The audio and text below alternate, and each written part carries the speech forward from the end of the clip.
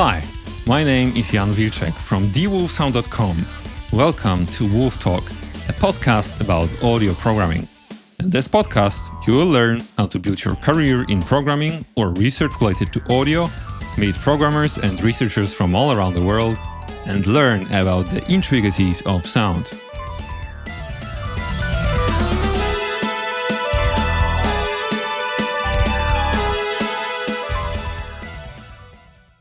Hi everyone, and welcome to the 30th episode of the WolfTalk podcast. As this is an anniversary episode, I have, as usual, a very special guest for you. Namely, this time it's Kurt James Werner, a senior research scientist at Soundtoys, an audio plugin company which I believe many of you are familiar with. Kurt did his PhD at the famous CCRMA Institute of the Stanford University, and he also worked for many years as an audio researcher at ex-iZotope, which is now part of Native Instruments. So you may have actually come across his pieces of work many times. What is known in the digital audio effects field, he's a researcher of wave digital filters. And wave digital filters are a subfield of virtual analog modeling. So analyzing analog circuits to convert them to audio plugins to allow a digital model of these analog circuits. For example, for his PhD, Kurt did an emulation of Roland TR-808 drum machine. And he did this, of course, using wave digital filters. Not only this, but most recently, he has done amazing work on creating digital models of audio devices which stem from 1960s. Devices that are there to produce sound, to change sound, but that don't even use transistors in their circuits. So I think it's very, very cool. He's also published on artificial reverberation, so creating reverb algorithms, and I consider him personally incredibly productive in terms of published research. So I counted this down, and it turns out that he put out roughly 5 papers per year, which if you have anything to do with academia, you know it's a lot. And he's not even officially in academia, right? He's a research scientist at a company. So it's really amazing how much research he puts out. And on a personal note, I met him through my supervisor, Max Schaefer, when I was studying at the FAU in Germany. And Kurt was so kind as to reply to my numerous questions about the audio industry, how to get a job in the audio industry, how to, is it necessary to get a PhD, etc., like day-to-day work of an audio researcher. And today, I'm asking him basically the same questions, but now in a form of a podcast. So this is everything that Kurt can share with you in a form of a podcast. So I hope you'll appreciate. So what we'll talk about? We'll talk about his career. What does a research scientist do at an audio plugin company? Which products Kurt contributed to, how you can learn virtual analog modeling, and we'll discuss in a lot of detail wave digital filters. In general, how to be productive in research. And finally, do you need to have a PhD to get a job in the audio industry? As usual, all people, places, and references mentioned in this podcast episode are available at dwolfsound.com/talk030. Once again, it's dwolfsound.com/talk030.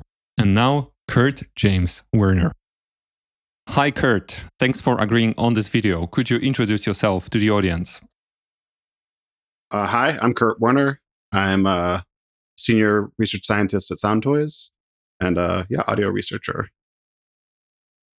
And indeed, we're going to discuss, I hope today, a lot of your research. So could you share maybe how did your interest in music start? Were you playing a musical instrument? Sure, yeah. I think I was introduced to music as an infant. My parents always talk about how they enrolled me in this class called Music and Movement. I think it was kind of like infants roll around on the playmat and play with maracas and percussion instruments or something. But I think I'm certain this was the beginning of my introduction to music. But I also played all through I think the first like formal music I started doing was the saxophone. I played alto saxophone in middle school and high school, and really halfway through college, it was kind of my my primary instrument for my music degree, and I was playing in concert bands mostly. Every now and again, jazz band, but mostly concert band and like solo classical alto saxophone. Okay, awesome. So that was kind of my my main, like musical activity. Well, that was one of the main music things I did before college. I also did some like hardware hacking and circuit bending type stuff, like a little bit of that. So you're already doubling into this before you went to college. Yeah, in high school I did a little bit of that. Like I would be taking things apart, and like I had a what was it? I mean, I recorded a little bit of music with a friend in high school, and I was playing like bass and ukulele and some like string instruments on that. But also, I was like recording it like partially on my dad's computer on GarageBand and partially on a digital 4-track box, like a task. I don't remember the model, but like a Tascam digital 4-track recorder. So I was doing some of that in high school even. I guess I had to like, I remember like certain college applications, you had to like submit pieces of electronic music for the composition programs. And I was doing something with like kind of MIDI sequencing and stuff, like nothing too complicated. But I remember this one particular thing you had for the University of Michigan, you had to arrange a Bach fugue for electronic instruments as part of the application, which is like a bonkers thing to require for an application. But I think I did like the B minor fugue from the Well-Tempered Clavier, but like I'm pretty sure I probably sequenced it in MTV Music Generator, which was like a PlayStation and PC sequencer, because that's all I really like knew how to use back then. Okay, that's definitely switched on Bach then. Yeah. So, what did you study then? I guess if I understand right, you were studying music as well, right? Yeah, and for my undergraduate degree, I went to the University of Illinois at Urbana-Champaign, or UIUC, and I just did 2 separate undergraduate degrees. I did a Bachelor's of Science in Industrial Enterprise and Systems Engineering, which is with a concentration in acoustics. That's kind of like a control systems degree. It's actually somewhere between control systems and engineering management, kind of like. It wasn't like teaching like management science type things, but it was the generalized engineering degree where you got a little bit of exposure to everything, and then you could choose what to go deep on. But this wasn't really my interest in it. But like if you were going to do engineering management, you could know a little bit about electrical engineering, a little bit about mechanical, a little bit about control systems, a little bit about chemical, and that was kind of a nice degree for that. So I did that with the acoustics minor, and then I also did a Bachelor's of Music in Composition and Music Theory. And back in those days, at least at the University of Illinois, there weren't really like double major or dual degree type programs. Like if you wanted to study both things, you just kind of had to do them both in full. Okay, and like what was your kind of vision for the kind of job that you wanted to do? Or was it purely, interest-based? I want to study what interests me. I think at that time, it was mainly interest-based. And, like when I was 17 or whatever and applying to college, I wasn't thinking about the only extent to which I was thinking about my career or like the type of job I wanted to have. I was only thinking about that to the extent that like I didn't want to study solely music, because I knew that like just career prospects were it was easier to have a career as an engineer than as a composer, and I wanted to like hedge my bets. Like I wanted to make sure that I could had an education in just standard engineering and could work in that area. And I wasn't, even though I was like young and cocky, I wasn't cocky enough to think that like, oh yeah, I'm totally going to be able to have a career as a composer and just do that and make it. So I wasn't thinking in terms of specifics beyond that, but that was kind of the reason to like do both majors at the time. Okay, thanks. And after the bachelor, your double bachelor degree, you started a PhD at the Center for Computer Research in Music and Acoustics at Stanford University. And I wanted to ask, what kind of led you from this idea of, okay, I'm really interested in music. I also want to be backed up by an engineering degree. I also like tinkering with music electronics. What kind of led you into this path of more research-focused studies? Well, there were a couple factors. Like on one hand, like during my time in undergrad, like I had gotten more interested in like the combining music and engineering. Mm-hmm. Like some of my favorite projects that I had done were like building things in microcontroller class, but they were like for music, or like working on things in the music department, but that they were more engineering-y. Like I like TA'd this Max MSP class and like did a lot of Max programming. And I had read this book called Tuning Timbre Spectrum Scale by William Satheris, which was all about the relationship between the tuning and the timbre of instruments. And I was kind of like using that for some kind of musicology projects. So I guess I had kind of like organically gotten really interested in like these overlapping things or instances where people were using like science to understand music. Mm-hmm. And then I also was just like liked, programming things and like these various programming languages they taught us in music school. But like another very real thing that was at play when I was applying to my PhD is that I didn't know what I wanted to do, and I just wanted to stay in school. In a way, I got some kind of I wouldn't call it bad advice. It was sort of like slightly outdated advice. It was advice that I really appreciated and has turned out really nicely for me. But a lot of the people in the music department told me, because they were all composers. Some of them were quite tech savvy and like competent with electronic music things and electroacoustic music and whatever. But like they were all like, "Oh, you seem kind of techie. You should go to CCRMA.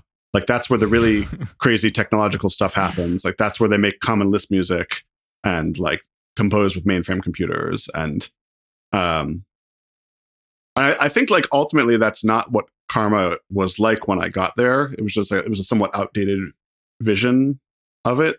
But that was basically like the only thing any of the graduate students or professors told me for advice. They're just like, "You seem very CCRMA-y. You should go to CCRMA. that's the place you go when you want to combine music and engineering." And so I just said, "Okay, I guess I'll go there." And so I applied to some other places too, but that was kind of my main place I wanted to go. And I was kind of just like I kind of wanted to just stay in school and keep working, keep learning stuff, and was acting on their advice. More than having like a specific career ambitions or something at that moment. Yeah, I think in hindsight, that was very good advice. Yeah. In hindsight, it was great. But I mean, in the sense that how the research world, benefited from your input. Also. Well, thank you. That's very. So I was curious because you seem to have done like a combined master's and a PhD, or was it just a PhD after the bachelor's? Can you share a few words? How was it structured? Oh, sure. So I believe it still works this way, but CCRMA offers kind of 2.5 degrees. They have a MST, the Masters in Music Science and Technology, I think it's called. And that's like a 1 to 2 year master's. Like you can finish it in 1 year if you like really put your nose to the grindstone. But if you if you do some TA work or want to take more classes or leisurely pace, it can be maybe up to 2 years. And then they offer the PhD, which is like a 5-year program. So the PhD, you don't need to have a master's degree to apply to it or to be accepted to it. And indeed, that was the case for me. I just had my to undergraduate degrees. So yeah, there is this other master's. Like you can obtain a master's in computer-based music theory and acoustics, which is the PhD is also in computer-based music theory and acoustics. But yeah, you kind of, I guess if you don't have a master's degree, you can kind of claim that when you finish a certain set of exams several years in. But you can't like apply to that degree on its own. So it's kind of like a lot of PhD programs in the US are kind of structured like this. Like you'll obtain a master's if you do like half of the work. But then if you either like leave electively because you're like, I can't take 3 more years of this, or if you kind of are not invited to come back to finish the PhD, then you get this terminal degree that like, you get a degree out of the several years of work you've put in, but you're not invited to like finish up the research portion of it. In my case, I probably just neglected to fill out some paperwork because it doesn't like that master's degree like doesn't indicate any like extra specific piece of work. So I probably should have filled that out so I could have some more letters behind my name. But yeah, like, so yeah, you kind of, I mean, the CCRMA PhD, you do the kind of master's type coursework at the beginning. So it's a 5-year degree and you do, I think, 1 year of entirely coursework, 2 years of coursework while being a teaching assistant. And the teaching assistant work varies between like kind of more perfunctory kind of mechanical work.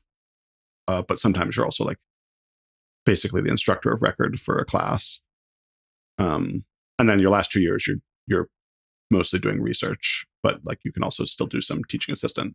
But I think you were, it's structured as your research assistant at the end. And depending on your supervisor, that could mean you're working 20 hours a week for them in their lab, or it could mean that you kind of just do your own thing. Like Julius was fairly hands off in terms of like asking his RAs to like do specific units of work for him. Okay, so was Julius Smith your direct supervisor then of your thesis? Yeah, Julius was my supervisor and was the supervisor of my thesis. I came in with a different supervisor actually, but at some point it just kind of became clear that I was transitioning from doing mostly composing, and I guess I came in as like a composer who had an interest in psychoacoustics from all this like stuff about the relationship between timbre and scale and kind of tuning and dissonance theory. And I kind of like, I guess I turned into a DSP person in the first year or two. So they changed my supervisor over to be Julius nice. Because he's the DSP guy. Let's pause here for a moment. Kurt has worked on many audio algorithms, but to successfully implement such algorithms in the form of audio plugins, plugin companies use frameworks. The largest and the most popular of these frameworks is JUCE. JUCE is an open source, cross-platform C++ application development framework that makes it easy to create audio software as well as audio plugins and plugin hosts.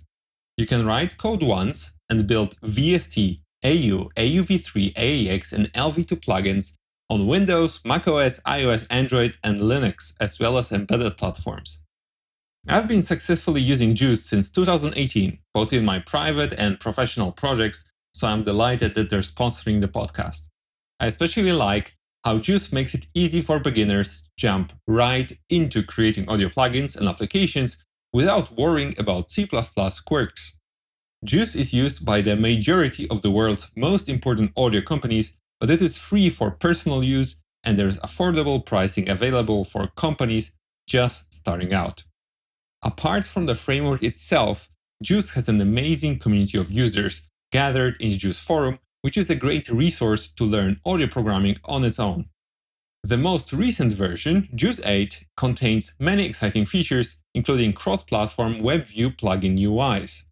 To start using JUCE now, go to juice.com, download JUCE, and follow their Getting Started guide. I have also put a link to it in the description. Have fun creating audio apps and plugins. And now back to the interview with Kurt. And what was your PhD about then? Yeah, so let's see. The title was Virtual Analog Modeling of Audio Circuitry Using Wave Digital Filters.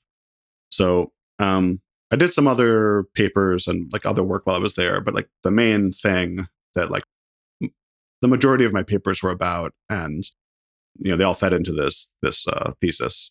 It was all about using this particular type of mathematical framework called wave digital filters for making mathematical models of audio circuitry to let you basically the end goal is to simulate them in real time, so that you can build plugins or other digital simulations of the circuitry, and you can have access to the old gear without having to lug it around, or if it's fragile or rare, you could still, musicians can still use it. And there's a lot of math to be done in that area. Yeah, I don't want to interrupt, but the plan is to get into the discussion of wave digital filters also later on in the interview. So let me save these questions for then. Sure. So the final question I wanted to ask on Stanford is, can you kind of share your experience of studying and doing research at CCRMA? Because as you said, even your professors back in Illinois, they had this perception, this kind of vision of CCRMA where music and technology fuses together and crazy things happen. So can you share now, how did it look from your perspective? Sure. Yeah, I think it's the kind of place that just changes all the time. Partially it just depends who's there teaching at the time, and a lot of a good proportion of the culture also is just what are the grad students doing, because they're there for 5 years at a time and are living in the building practically, just working full time, and they tend to be working on either really hot topics or just getting very, very deep into whatever their one special interest is. So I mean, I loved CCRMA. I thought it was a really great time in my life. I got exposed to all sorts of different research areas, which my previous interest in research had kind of been more about making cool sounds and building synths side. I would read stuff from the Computer Music Journal, in undergrad, and also a couple very specific kind of musicology type things, about the acoustics of bells and this tuning timbre spectrum scale book by Bill Setheris. But I really hadn't been exposed to the cutting edge of DSP research or all the different research fields. So it was really excellent, getting exposed to that and being able to go to seminars and take all these classes. And I do think that it's still it's kind of an environment where music and engineering meet and crazy things happen. At the time, I was a little bit shocked at because my electronic music background in undergrad was I guess maybe the core of my formal education in that area was working at the experimental music studios, or EMS, under Scott Wyatt. And that was kind of Scott Wyatt, who's now retired, ran this studio for many years, and it was, decades. And he's kind of a Seamus type. I think he was the president of Seamus for many years. It was all kind of formal European electroacoustic music. The place was kind of patterned somewhat after, the studios at Stockhausen studios and kind of European studio in the back room of a radio broadcast facility. So it was kind of making very formal studio based music. And then CCRMA was just there was almost none of that. Some of the people, maybe some of the composers were doing that, and there was some activity around computer music programming languages, but the kind of studios at CCRMA were just all right, here's some speakers and a laptop connection. And I was like, this is the studio? Like I thought, the studios had to have a lot of gear and had to be like kind of these like kind of like sacred space where you have to sign up to use it. And like, so yeah, I mean, there were some things that were like were kind of shocking at first, but like ultimately it was really great. And like the stuff that I do today, I got exposed to all of it at CCRMA and had the framework to like learn a lot and get some supervision in that area and like just kind of get exposed to like a crazy amount of stuff. So there's just like there's like a guest lecture like 3 times a week at CCRMA just from industry people and visiting researchers, and just like a crazy amount of activity. So exactly, that's my next question. Like, was it challenging for you, or were you already accustomed to working at this pace? Oh, it was definitely challenging work because I feel like I had to, even though I had like an engineering degree and had some, had some knowledge about that stuff. I feel like when you're doing research, you're always just like definitionally learning new things, even if like you're solidly in the field you're most comfortable in. You're just dealing with stuff you can't look up, and you have to like create the knowledge. So it's always challenging, even when it's like the easiest research paper you've ever worked on, at least in my experience. And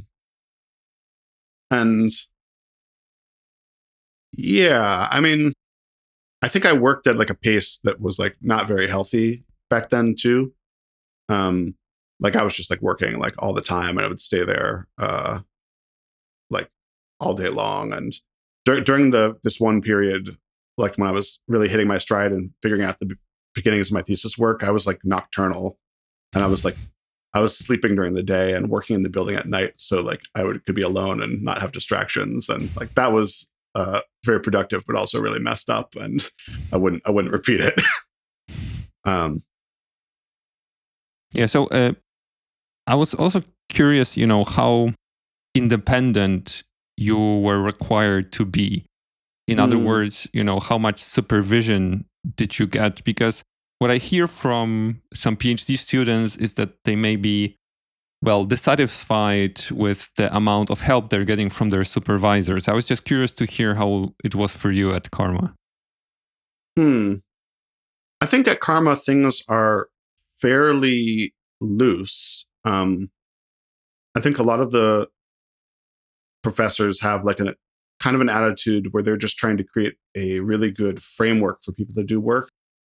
And they're just trying to like attract smart and talented people who want to work hard kind of in their areas or close enough to their areas, and like just remove barriers from them so that they can do their work, which has its upsides and downsides. Like I think Julius was very much like that in the sense that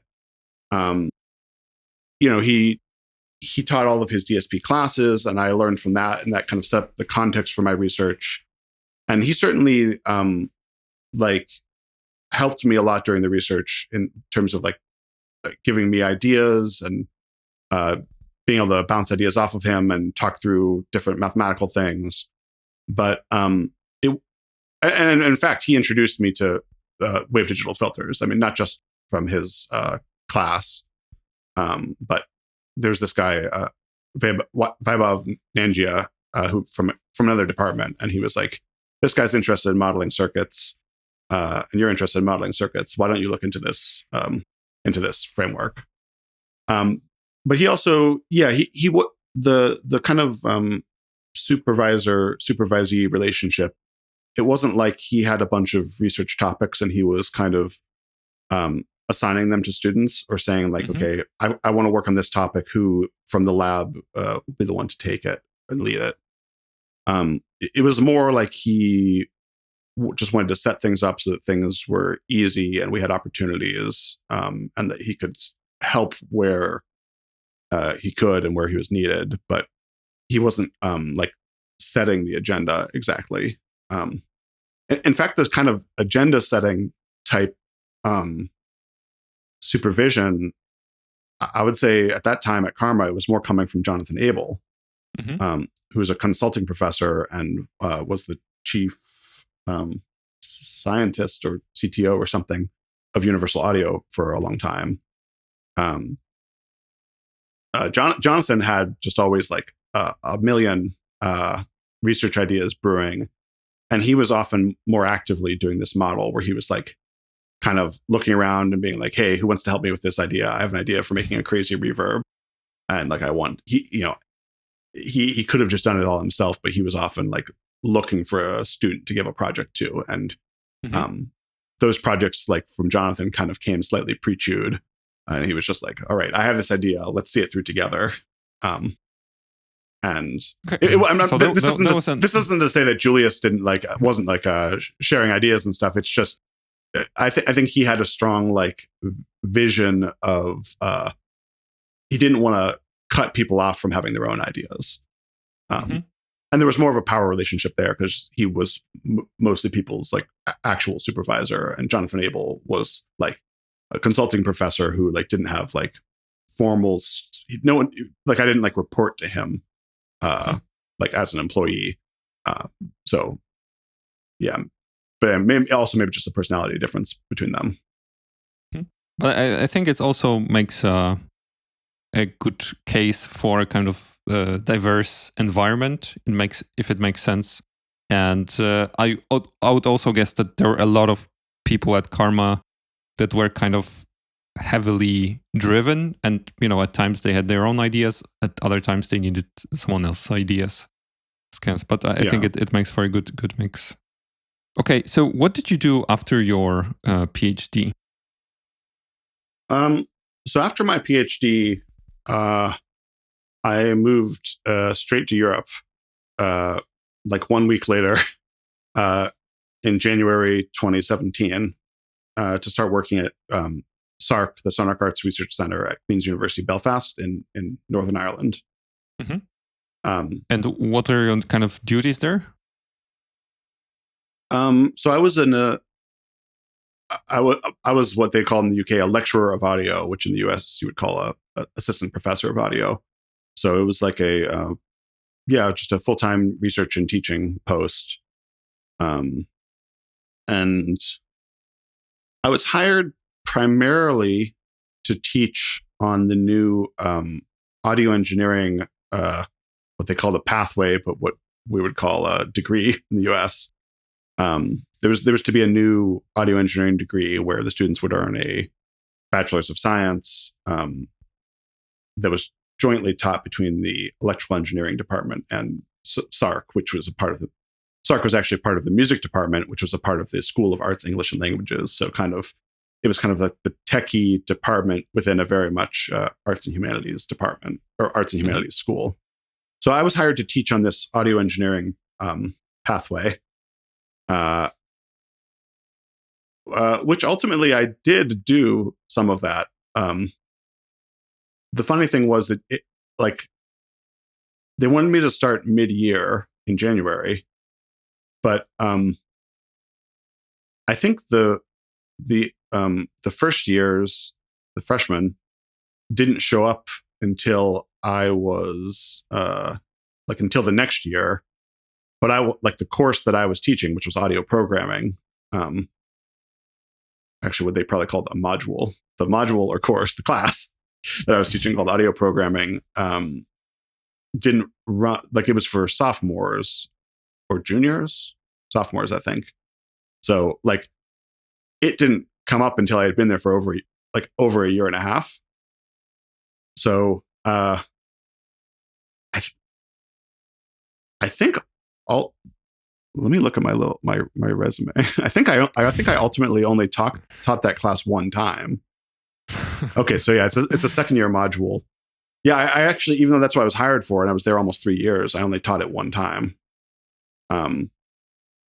So I actually ended up doing. I did a lot of other teaching. I taught this acoustics module, and also a second year class talking about acoustics of instruments and psychoacoustics.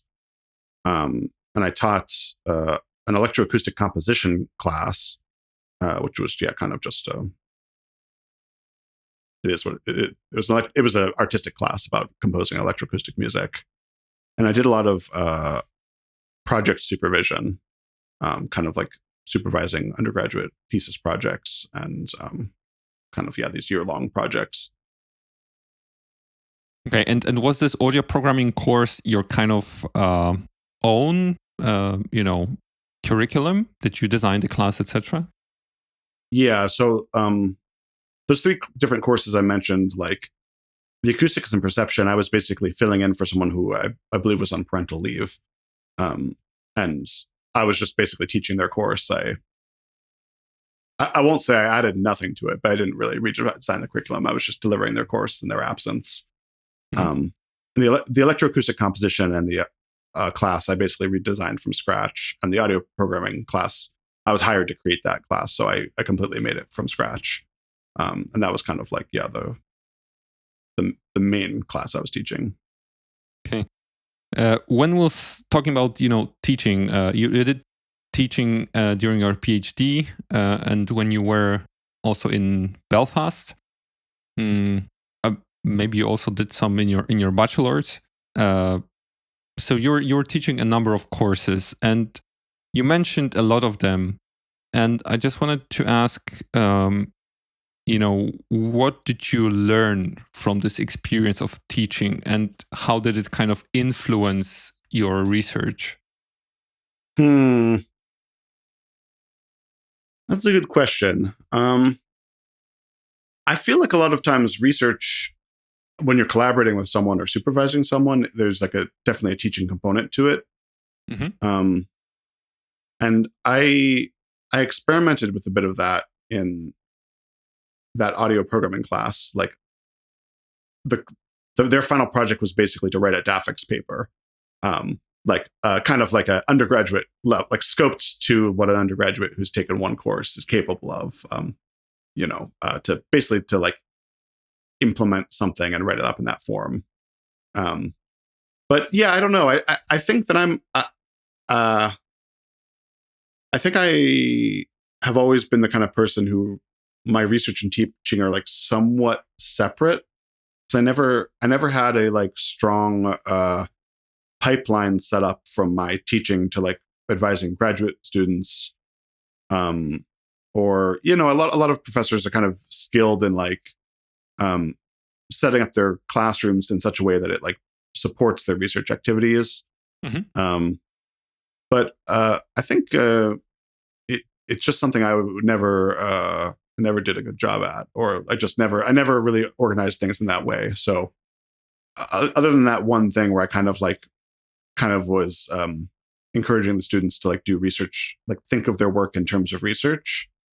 And aside for things where like when you're supervising someone on a research project, that there's a teaching component to that too. You have to lecture at the whiteboard and explain to them, what they're missing and help them.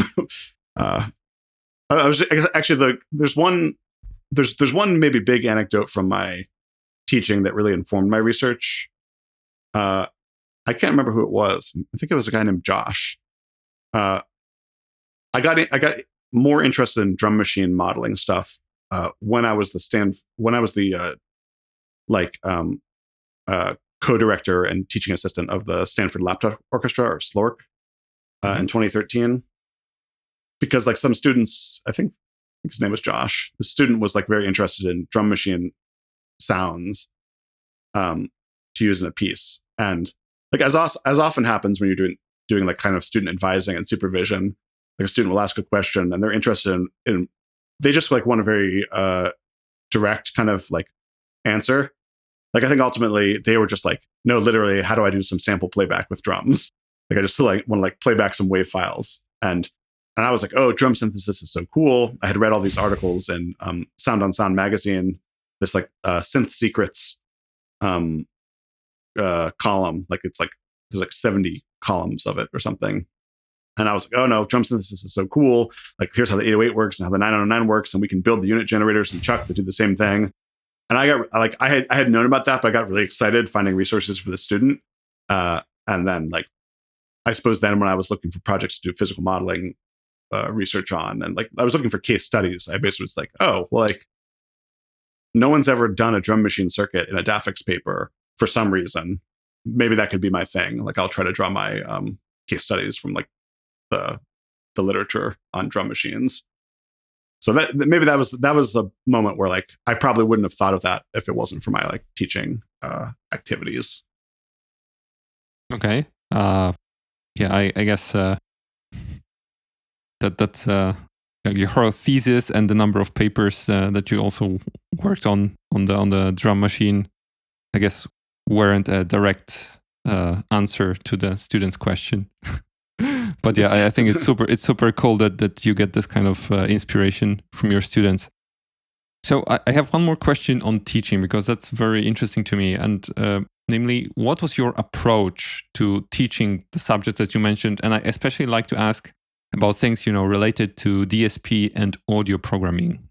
What was kind of your approach, your idea to explain the students these topics? Well, for the audio programming class, I guess my approach involved a lot of fundamentals. Like I really wanted the students to understand the basics of things like the Z transform and frequency responses and like all of the basic mathematical things that make DSP work. I wouldn't use that same approach at all when I was teaching the electroacoustic composition class, because that was that class. It served a wide range of students. There were Irish traditional music students in there, and audio like studio audio engineers, like recording engineers, and people doing a sound art degree, and the audio engineering students. So like Irish traditional music student doesn't need to know what the Z transform is. Like you need to shield them from that sort of pain. But for the audio engineering students who were getting a bachelor's of science, I really felt like they had to like learn the proper mathematical stuff. That's the basis of everything else that follows in research. And I did teach them practical things as well. Like the course was built around like using JUCE and using this embedded platform called the OWL, OWL, which was kind of like, an embedded platform where it came, I think, in either the shape of a guitar pedal or a Eurorack module. And we like the university had bought a couple of the guitar pedal form factors, and so the students could like write embedded code and deploy it to the guitar pedal. So they had to kind of a choice. I would teach them JUCE during the class, and they could. But it like what I'm trying to say is like it was focused more on building their own like unit generators and things in JUCE, and less on how to be like a JUCE power user. Like I more wanted to expose them to like the paradigm of how audio plugin development is done, and like the way to think about it and the way to build things, and less how to be a JUCE power user, even though JUCE was like the platform and was like the main thing that was in common for all of it. But I would have them making like building their own biquad filter class in JUCE that could be used in JUCE, and then using it rather than being like, okay, here's how a biquad filter works in JUCE. Here's the class structure. Here's the API. Here's like how you like use their biquad filter. Because I wanted them to understand like the nuts and bolts. And that's kind of how that's kind of just like my personality. Like I'm like more excited about the math and things that are more portable like that. Whenever I'm using tools, I'm just like, this is the tool. Like, so I'll use whatever tool I'm supposed to be using for this job, but I'm not like super excited about the tools, I guess. Okay, I understand. You must love large language models then. It's like, so, just give me the piece of code that I need to copy and paste. No, I'm just joking, of course. So, after the position at the Queen's University Belfast, you got the position of a senior research scientist at ex-iZotope in Cambridge, Massachusetts. So the obvious question is, why did you want to transition to the industry? Okay, one minor correction. I was a research engineer there. Oh, okay. Sorry. Yeah. No worries.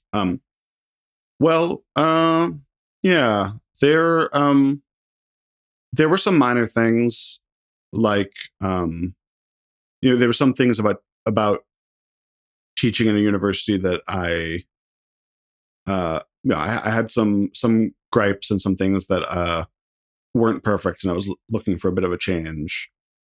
I was also interested in industry, like interested in having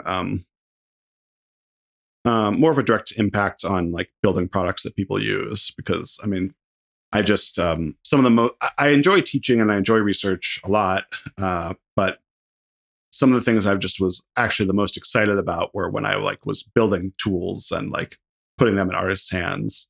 Like I built this virtual analog model of an old filter and gave it to a colleague named Paul Stapleton. And as far as I know, he may have only used it in one performance. But I was just like so excited about it. I'm just like, yes, I built the thing that didn't exist before, and he's using it, and it sounds baller. But really, all of this stuff is kind of secondary. Like the main reason I took the job at iZotope was just for my personal life. So my fiance at the time, now my wife, Melissa, she's a professor, and so we were facing like the classic academic two-body problem. So she's also American, and we both found ourselves over in the UK, me in Belfast and her in Wales, just because that's where the work was. And it was exciting being in a new place and just like seeing a different part of the world and everything. But we weren't like looking to relocate to Europe, and ultimately we wanted to live in the same place. So after a couple of years, we were just it was becoming obvious that probably wouldn't be some job for her in Belfast that opened up anytime soon, nor any job for me over in Wales and Bangor. So we were just kind of trying to figure out what's next. And I had applied for an academic job in Boston, and I got decently far in the interview process. Like I was at I came in for a campus visit, one of those like multi-day interview type things. Maybe it was just all day, one day. Anyway, I didn't know much about Boston, but coming here for that interview, I was like, oh wow, Boston is crazy. There's so many universities. There's a ridiculous number of universities here. There's like 10 or 12 like really, really good ones, and then there's like 30 or 40 like fine ones, and like then there's like a bunch of specialized ones. There's just like there's like a university on every street corner. So Melissa and I previously had kind of thought like, well, we can never like call our shot and just say, hey, we want to move to the city and then find academic work. And after visiting Boston, I was like, we had kind of been hoping to get like get an academic job somewhere back home and then get a spousal hire or something. Mm-hmm. And after visiting Boston for this interview, I was like, my mental model completely changed. And I was like, okay, no, I mean, the name of the game is just get to Boston by whatever means necessary. And then that might be the only place in the world where we could call our shot and just say, I will find an academic job here. And indeed, so we both took a bit of a risk. You know, I quit my academic career to take this job at iZotope in Cambridge, which is next to Boston. And Melissa took a risk by quitting her job and without another job lined up. But she like lined up she had a series of other jobs immediately. Like she was a visiting researcher at MIT and then an adjunct at Tufts, and then was teaching at a place called Curry College. And now she's landed on a tenure track job at Worcester Polytechnic Institute in Boston. So yeah, she basically like she was like a little bit underemployed for a couple months just due to the academic system, but mm-hmm. She basically landed and then found a thing right away. And I think that was something like, I mean, she's very excellent at what she does, but it's also just Boston is like a place where that's possible just because there's an embarrassing number of universities. Yeah, so, fun fact is that, like one of the previous guests on the show, Victor Zabi, so actually the previous guest on the show, he's working at the Northeastern University, which is also, has a branch in Boston, and he happens to work there. So mm-hmm. I think this point on the number of universities in Boston is right on the spot. Yeah, they have a nice program there called the CAMD, like the Art, Media, and Design, Center for Art, Media, and Design, I think. Mm-hmm. Okay, and can you share, what were your, duties at iZotope when you started? Yeah. So, like I said, I was a research engineer. I was on a team which I think it was actually called the Advanced Research Team, but usually we just called it the research team. And there were 6 of us, and 5, me, Francois, Andy, Shahan, Alexi. 5. And if I'm if I'm forgetting someone, I'm sorry. And then we were managed by John Bailey, who was the CTO at the time. And yeah, the research team, the way it worked at iZotope at that time, the research team wasn't really attached to any product team. We were kind of in charge of doing research for medium and long-term product needs. And we would be called to kind of to come in and fix problems that developed with products too, if they had to do with math or signal processing or machine learning. But our kind of like the stated purpose was that we would like conduct research and work on more medium-term type things. So when I arrived, iZotope had just acquired a company called Exponential Audio, who made, I think, exclusively reverb products. They had one kind of creative effect type product, but it was a creative effect in the form of reverb. And so they had just acquired Exponential Audio, and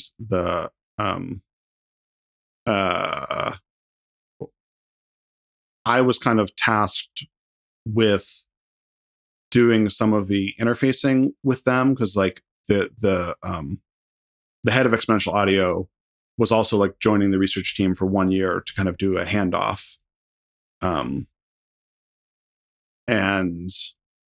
yeah, I was kind of like the member of the research team that was like learning about the reverb technology along with some of the software engineers. And I also ended up doing a lot of research in like the area of reverb, just to set up some things that they might do with reverb in the future, and also to like address some kind of like bugs that they found when they were like adapting the exponential audio technology. Okay, and can you share kind of in which products the research that you worked on landed? Yeah. So this reverb type stuff, this work landed in Neoverb. Like a fairly anyway, somewhat small algorithmic thing, but some of this reverb research ended up in Neoverb. iZotope also updated their classic vinyl software at some point. That's just like makes things sound like it's on a vinyl record. So I did some virtual analog modeling of an R2R DAC circuit for that, because one of my friends, Russell, who was like a principal software engineer at the time at iZotope, he had this idea of kind of updating vinyl so that it could not just sound like a record, but model kind of the whole sampling chain of like taking a record, sampling it onto like an SP1200 or whatever, and then repitching it. So when they refreshed the graphics of vinyl, we also built this R2R DAC model. And I think we wrote there's like a iZotope blog post or something about there that describes it. But it's basically a model of an R2R DAC where there's some error in the small error in the resistor values to make it a little crunchy. And I did a little bit with RX. Like I basically kind of like advised on a project that software engineers actually did the real work on. I was kind of doing kind of like a research advisory role, like helping to read research papers and like understand which ones were important that they could build on. Mm-hmm. I definitely had some. Let's see. I worked on guitar rig after the merger when we were together with Native Instruments. Specifically the Hammond organ vibrato chorus module that they built for a guitar rig. That was kind of work that Fabian and I did.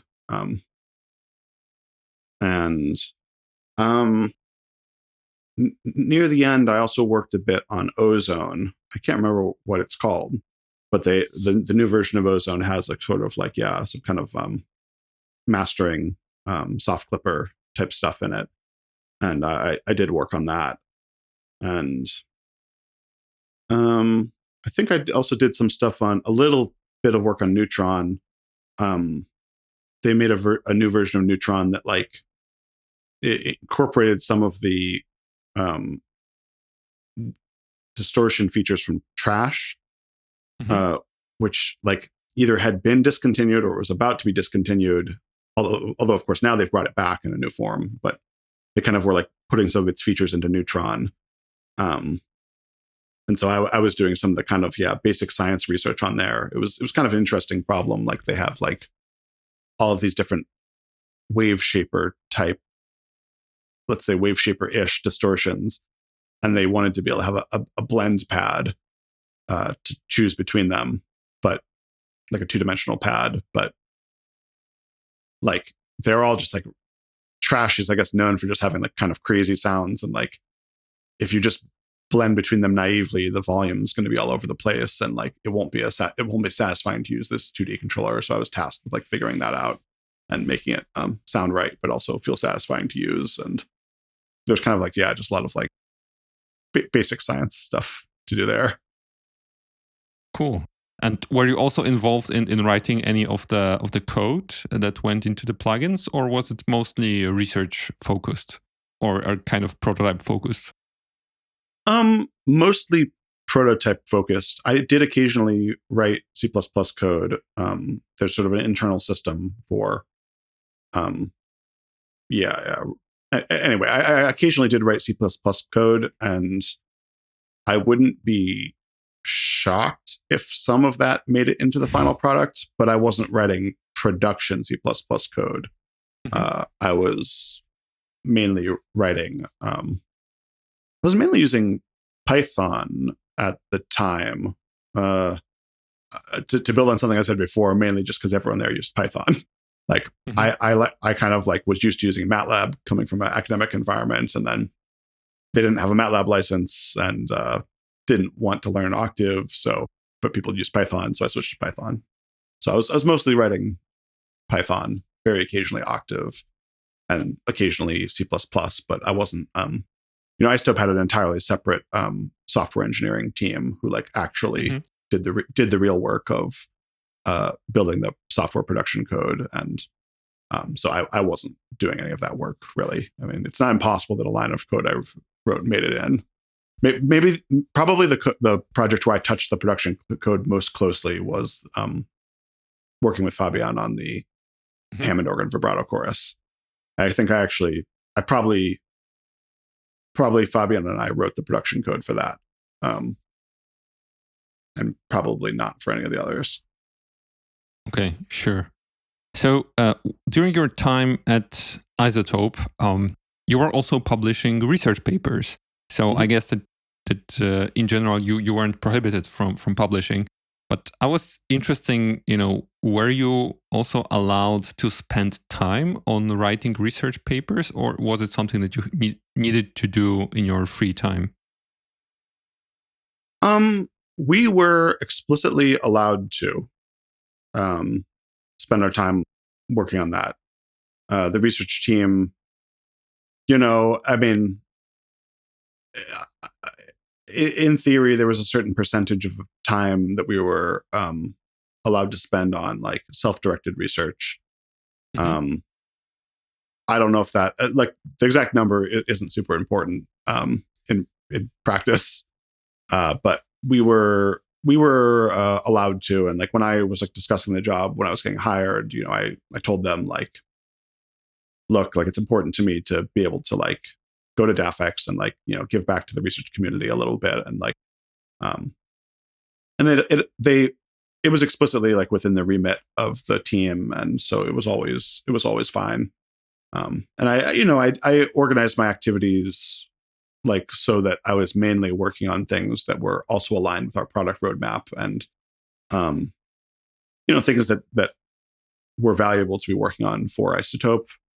I did a couple papers while I was there that probably were of zero value to them, and those I would work on like on my own time. Like some papers I was helping out some team in Italy who was doing some filter modeling stuff, and I can't remember if I wrote these 1-bit papers while I was there or not. But yeah, it's essentially like if I was working on something that like was really truly not within the remit of the team, I would do it on my own time. But otherwise I kind of organized my activities so that I was only working on things that either supported a product or were like in this medium-term planning mode where they were supposed to support an eventual product. Okay, like I did a lot of, like I said, I did a lot of reverb papers and things about like all pass filters and stuff like that during that time. And that was all like, because there was this spike in activity around reverb products since we had acquired this company for their reverb, code and approach.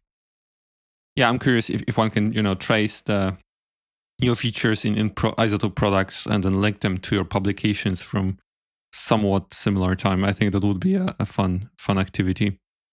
And then, after this experience and for the last 2.5 years, you have been at Soundtoys as a senior research scientist. Like, did this time is correct? Yes. Okay. Yeah, senior research scientist. Okay, so can you share the story behind this change from iZotope to Soundtoys? Sure. I mean, it's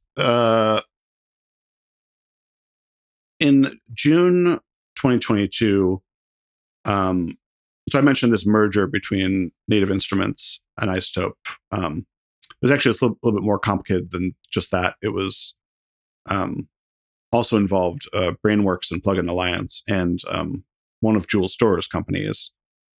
But essentially, the place was growing through merging with other companies and being part of this umbrella of brands and teams, which went by various names during this transition period, but it's now all just called Native Instruments as a brand. But essentially, they laid off a bunch of people in a couple rounds of layoffs, and the research team got hit by the layoffs in June 2022. So I got let go with quite a few other people, like in the research area.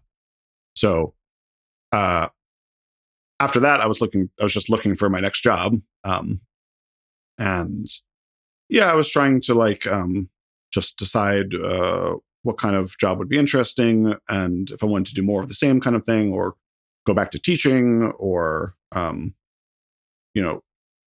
do something like less audio production focused. And so I always had a very good view of Soundtoys and like their products, and like I knew Ken and Chris from Dafix over the years, just from meeting them in passing, but over many years, many times.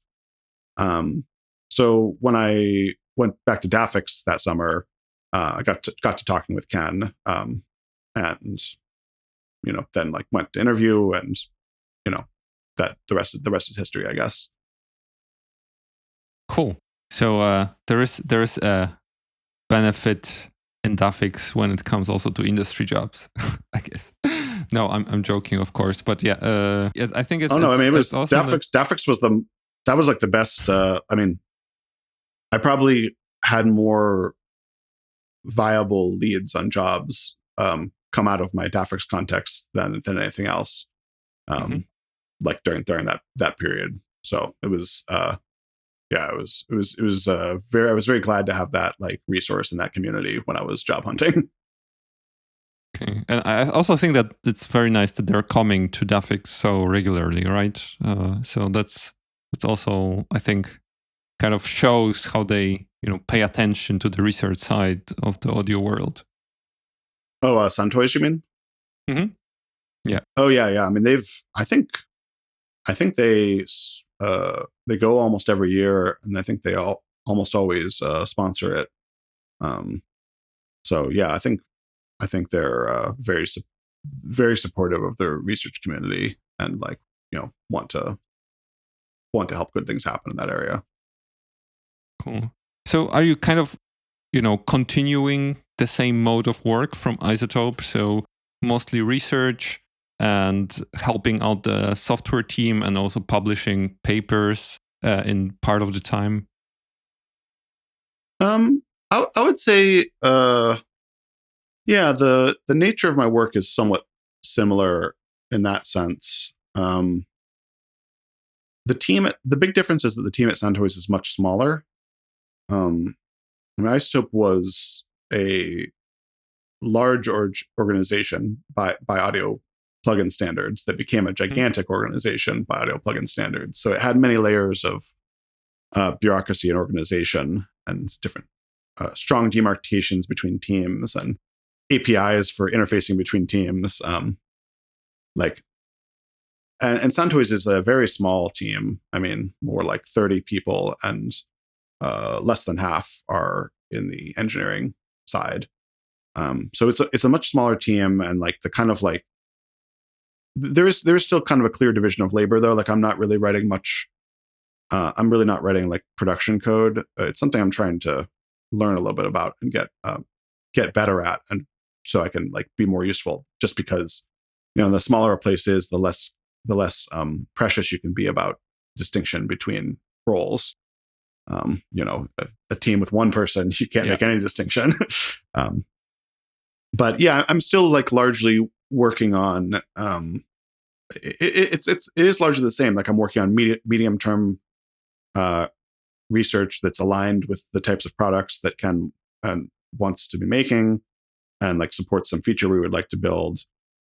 And then I'm occasionally called in to fix some short-term problem. Occasionally there's something going on related to DSP or math, and I can kind of swoop in and fix it. And it's in some current product that's being worked on, not a future thing.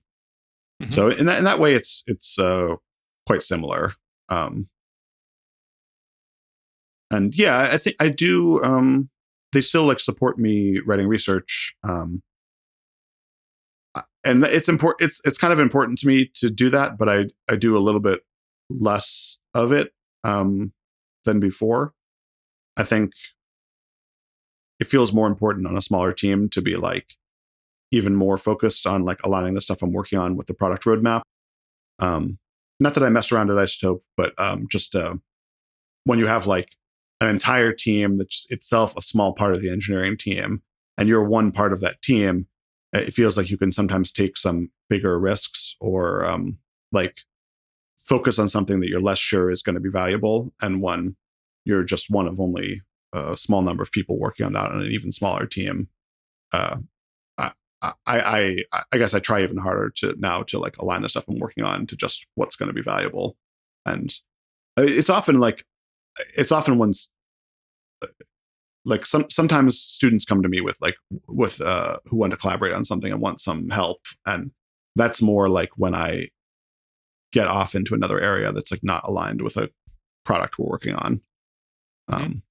And it's nice that they like allow me to do a little bit of that and support that stuff too. I guess like I just like to go to like DAFX and like maybe AES every year, and like there's this other conference that's called SANE, like bounces between Boston and New York. I just like to be able to like keep going to these conferences and contribute a bit. So I think I'm more in the realm of like writing like one paper a year, or like 1.5 papers a year kind of thing. Not like my crazy era from grad school where I was doing 1 million. Okay, cool. And can you share which Soundtoys products you have worked on? Of the products that have come out, which are really the ones that I can talk about, the only thing that's come out since I joined was SuperPlate, which is it's a really cool like model of several different plate reverbs. Mm-hmm. Mostly this product was built before I arrived, so I didn't contribute very much to it at all.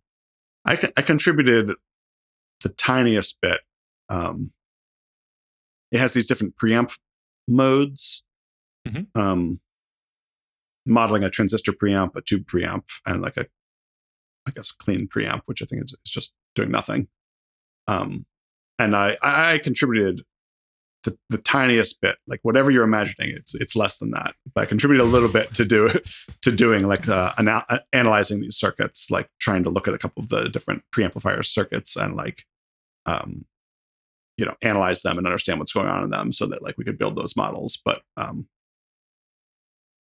was very, very, very small contribution. Okay, sure. Like the product was mostly built before I joined.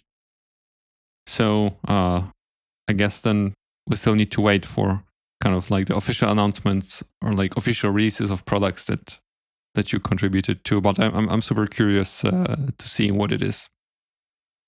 Yeah, we're up to some cool stuff that I wish I could talk about more. Sure. Okay, so now I'd like to transition into more theoretical questions because you are a researcher, and I think a lot of people are interested in virtual analog modeling of circuits. So taking analog electronic circuits and modeling them in software. So as you said, they can implement them in plugins. And it seems that for you, wave digital filters are the main tool that you're using for this purpose. So I know you explained a little bit about them before, but could you kind of give like a high level definition of what are wave digital filters? Sure. So this is kind of an approach to creating digital filters originally, but now also nonlinear filters or nonlinear DSP. Mm-hmm. It came out of 1970s research by a German, telecommunications engineer named Alfred Fettweis, who he did a lot of work on circuit theory, and this was kind of one of his big things, though. And they were initially invented as a way to just create digital filters from analog prototypes, because all engineers back then would have known how to design an RLC ladder circuit to meet certain passband and stopband requirements and a certain amount of ripple, or they at least would have known how to like read out of a giant book of tabulated data. Okay, you want Chebyshev type 2, use this inductor, use this topology.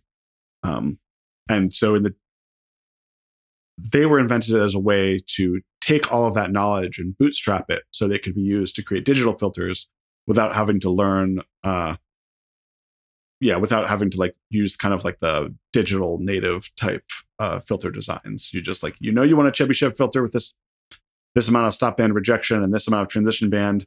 Just what is the analog circuit? How do you turn the crank to make a digital filter that does the exact same thing? So It just so happens that Fettweis wasn't trying to make amplifiers and like audio. It wasn't even necessarily for audio at all. It was just for anything with filters. But it was, this has a strong connection to like the basic task of virtual analog modeling, because you're also trying to take some old circuit and make a digital thing that does the same thing. So the basic concept of wave digital filters is that suppose you're kind of combining these couple basic ideas. One is that they're modular, like the digital structure mirrors or is isomorphic to the structure of the original circuit. So specifically, you're dealing with things on the portwise basis. So it's not the nodal basis where there's ground and all the different nodes have a voltage with respect to ground. Instead, it's the portwise basis. So you have like ports which have a voltage across them and a current that goes into them and also out of them, the same currents. So like one port elements are like resistors and capacitors and inductors and diodes and so on. And like 3-port elements are like series connections or parallel connections. There are 2-port connections, like two things in series, or a transformer, And you kind of deal with all these ports and how they're connected to one another. And then you also don't deal with the Kirchhoff variables, voltage and current at each port directly. That's normally, how you would think about circuit and the port basis. You say the port current and the port voltage. Do some operations on those. It just so happens that if you kind of like make an obvious digital model of two things that are connected, that are described on the portwise basis, and connect them together, like, I mean, let's say, this is a silly circuit, but a voltage source connected to a resistor. Like, you can imagine that you could manipulate the port equations for each circuit. So the voltage is V equals IR. You could also rewrite it as I equals V divided by R. You can treat either voltage or current as the input. And on the voltage source, you can treat either voltage or current as the input. Although, in fact, in the voltage source, voltage should be the output because that's what it's doing. Like, its output should say voltage equals the voltage source value, and it takes the current in and does whatever with it. Mm-hmm. But if you start to take some of these kind of simple, obvious models for just the little atomic building blocks and plug them together, you always get delay-free loops. So if you just set up the math and say, how do I do things in order so that it can be computed? It can't be computed. So wave digital filters solve this by, and I think this is the most esoteric thing about them. They solve it by using what's called wave variables. And the wave variables are weighted combinations of voltage and current at each port, parameterized by a port resistance variable. And the most confusing thing, the confusing thing about this, is that you do it because it introduces a degree of freedom, which is the port resistance. And the port resistance can be tuned at each port to break the delay-free loop, hence to make the structure computable. That's why it's done. The confusing thing is that it happens to be the same physical variable that's used in microwave engineering. Like, they have the physical units typically of voltage waves and current waves. And so a lot of the intuition about that lines up with like physical intuition. Like, the port resistance does have a physical meaning. It's like an impedance mismatch. And like, the value that you tune it to is often interpretable as like an impedance matching thing. So for a resistor, the port resistance value that matches the impedance, which is whatever the resistor's value happens to be, is also the value that breaks the delay-free loop when you use it in this parameterization to choose this new set of variables. But it's kind of like, it's almost a coincidence. Like, it's more important that they're used for reasons to make the structure computable. And it's almost just like a lucky accident that they're parameterized. Like, there are also exist other parameterizations in the literature that people have tried over the years that like have a less physical interpretation. And they're not necessarily any worse, because the physical interpretation is more just like, oh, it's nice to have that. And like, if you know stuff about impedance matching, when you're working the math out or dealing with it, it feels good. Like, it's like, oh yeah, you match this impedance with the same impedance. Like, that feels good. It feels better than having an arbitrary, invertible 2x2 matrix transform to get from the space of voltage and current to some other space that's rotated and stretched, and that the number that blocks that stops the delay-free loop, doesn't have an apparent physical meaning. It just feels better, but it doesn't really matter that it's physical. It's more important that it's doing this. It's easy in the computability. Okay, and so those are the basic ideas that like I would say, like, those are the building blocks, and all the other apparatus is all built around this idea of like, how do you make it modular and then make everything computable using wave variables. Okay, cool. I think it's already quite a lot to get started, and then I think it's hard to learn it in depth without really getting into the equations. So maybe what I wanted to ask is that, before your research work in this area, was this method also used for virtual analog modeling? Yeah, other people had definitely used it for virtual analog modeling before me.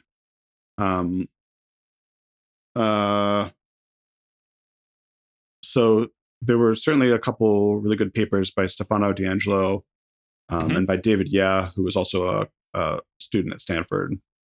I think Vesa was Stefano's supervisor, and Matti Karjalainen and like others and Aalto had a couple papers on. There's a whole thread on modeling tubes, and then also, of course, Augusto Sarti and and company over in Milan. I can't name every person involved, but a lot of these are some of the hot spots who are actually in the audio space. Aside from all like the classic people who did like the original theory. Yeah, I'm like, don't take it as someone now holding you to like that you did mention some author or some paper that were influential. I was just curious, how big was the interest before you publishing your first papers and your PhD. So my impression, I mean, I'm not practicing wave digital filters, so please correct me if I'm wrong. But my impression is that like a real breakthrough came with your work on multi-way port connections. So can you first, correct me if I'm wrong, and then say like what were your contributions and how it kind of changed how wave digital filters can be used, or the types of circuits that they can model? So I think the kind of like two big contributions of my thesis were, maybe I should say first, like my motivation with the thesis work was just to make them as useful as possible for audio circuits. So I was kind of laser focused on the types of circuits that both happen all the time in audio, are typical audio circuits, but also were not covered by the wave digital filter paradigm currently. Maybe another way to say this, and like I think this is also causes some confusion with like around questions around like, are they better or are they worse? What are they good for? I mean, in a way, I chose to work on them at the time because the promise was there. They seemed really exciting, but they currently weren't very good. Like they weren't very, they couldn't be used for a very wide array of problems. So specifically, there was I think a very well-known case, which was that they were difficult to use when there were more than one nonlinear element in the circuit. And that's kind of like a classic problem for like digital nonlinear DSP signal flow graphs. And it comes up in all of the other formalisms like state space modeling. But like, no, I think people hadn't done a very general job of describing it. And the other part, which in my opinion was more significant, like I had read some papers talking about these topological things, and like series and parallel junctions were very well understood in the wave digital filter world. That's just your high school physics level type explanation of topology of circuits, and they're the basic building blocks of ladder circuits, which were basically what they cared about back in the day. But there were only a few people taking seriously the idea that like a circuit can technically have all sorts of arrangements. There was an article that laid it completely, it laid it all out and had everything in it for the topological considerations by Franken, Ox, and Ox, 2004, I think. I probably cite this in every paper. They like completely solved the way to think about it topologically with this SPQR tree. And I was just like, okay, if that's the real problem, if that's the actual statement of the problem and the actual statement of like the complexity and diversity of the topologies, how do we deal with these scattering junctions? Because they basically introduced this other type of junction called an R-type connection. And the R-type connection can also like kind of involve absorbed junctions, like when you have feedback around a transformer or feedback around another multi-port device, it has to get like sucked into the R-type adapter, And so I was like, this is the real statement. This covers everything, and it lets you express any circuit topologically. But how do you actually develop the scattering matrices that are used in practice? Not just understanding the shape of the problem, but literally, you need a big matrix with numbers. What are the numbers? So I think that's the most significant thing that I did.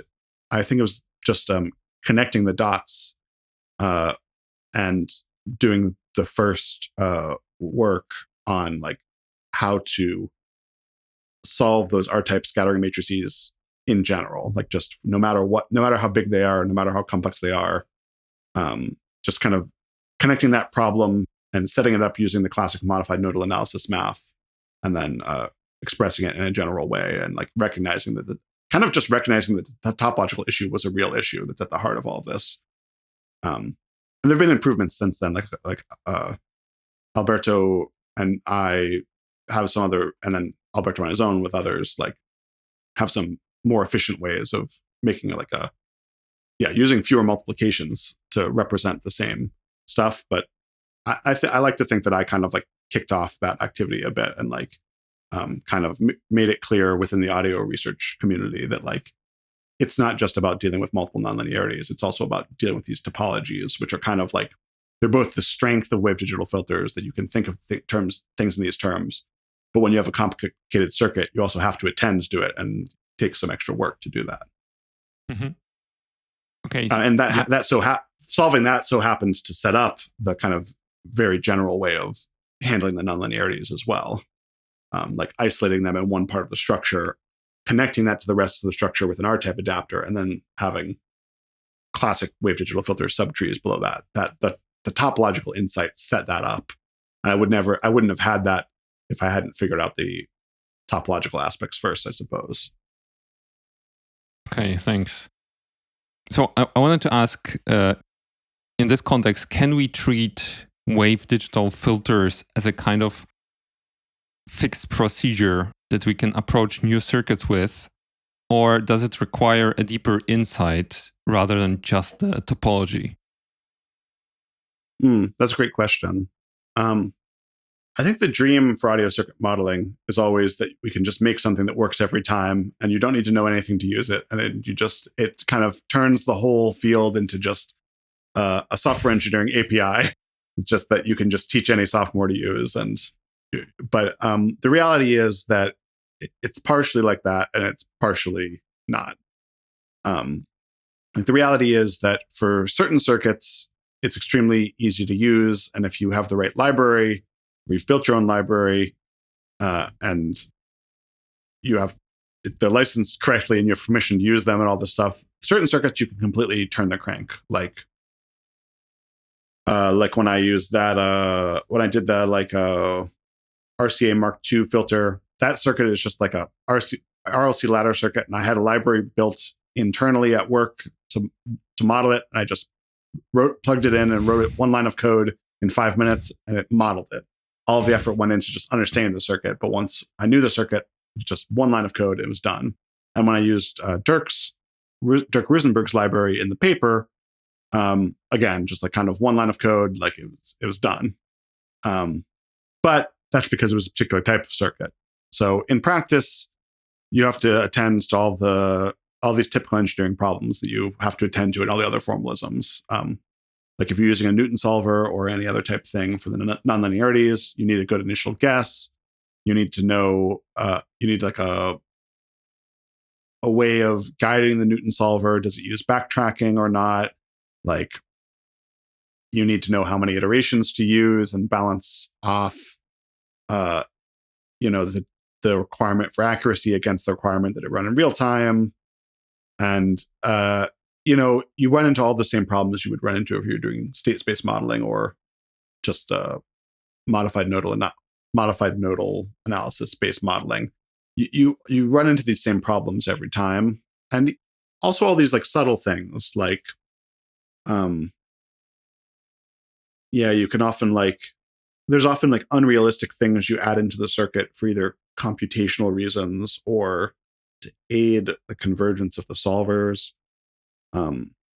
Like I've often used like you can put what's called a junction capacitance around a diode or other junctions, other PN junctions on transistors. They have another name for tubes.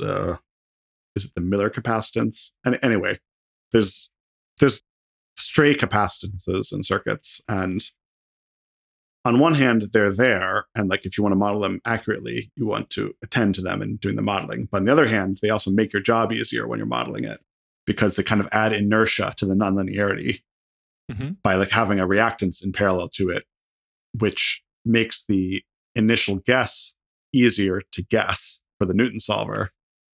So like sometimes you add those things in when they're not realistic, they just make the simulation work better. So there's like, I think in practice for most circuits, there's an art to it. And also like when you're, like let's say you have an op amp in your circuit, like it's an op amp and some other components. Well, like what do you use to model the op amp? You can treat it as ideal, which has many benefits. It isolates parts of the circuit from one another and breaks it into smaller problems often, but not always. And it's mathematically cleaner. You know, or you could say, okay, the op amp is actually a finite gain controlled source with all these straight capacitances on every terminal, and also a finite input resistance, and also a finite resistance from each terminal to ground, and also this complicated RLC network expressing the dominant poles and the secondary poles, and then also like a nonlinearity indicating the slew rate limit and all these things. You can make an op amp, you know, a reasonable behavioral model with like dozens of components. And the more complicated you make it, the more you have to think about it, even though it becomes more accurate if you know the values of those components, which often you don't. So you always, when you're choosing how to model each component, not just op amps, you have this trade-off space, like how accurate do I want to be versus how easy do I want to make the modeling? Because the more complicated stuff always makes the modeling harder as well. Or just like it involves more mathematical operations and sometimes more complicated derivations. So in practice, like there's an art to these things that I think you just have to like know a little bit about circuits and spend some time with it to do it effectively. And even when there's parts that can be automated or that you can do completely mechanically, like I think all the graph theory stuff involved in wave digital filters, it can be automated. And if you don't automate it with a computer, like when I do it by hand, it's automatic. You know, there's no art to it. You just do it. It's just operations on trees and nodes and whatever. But other parts to it, like choosing the models and like figuring out how to get it to run efficiently. And of course, when it comes down to like implementing it for production code, making it just like making the prototype run efficiently is a whole nother universe as well.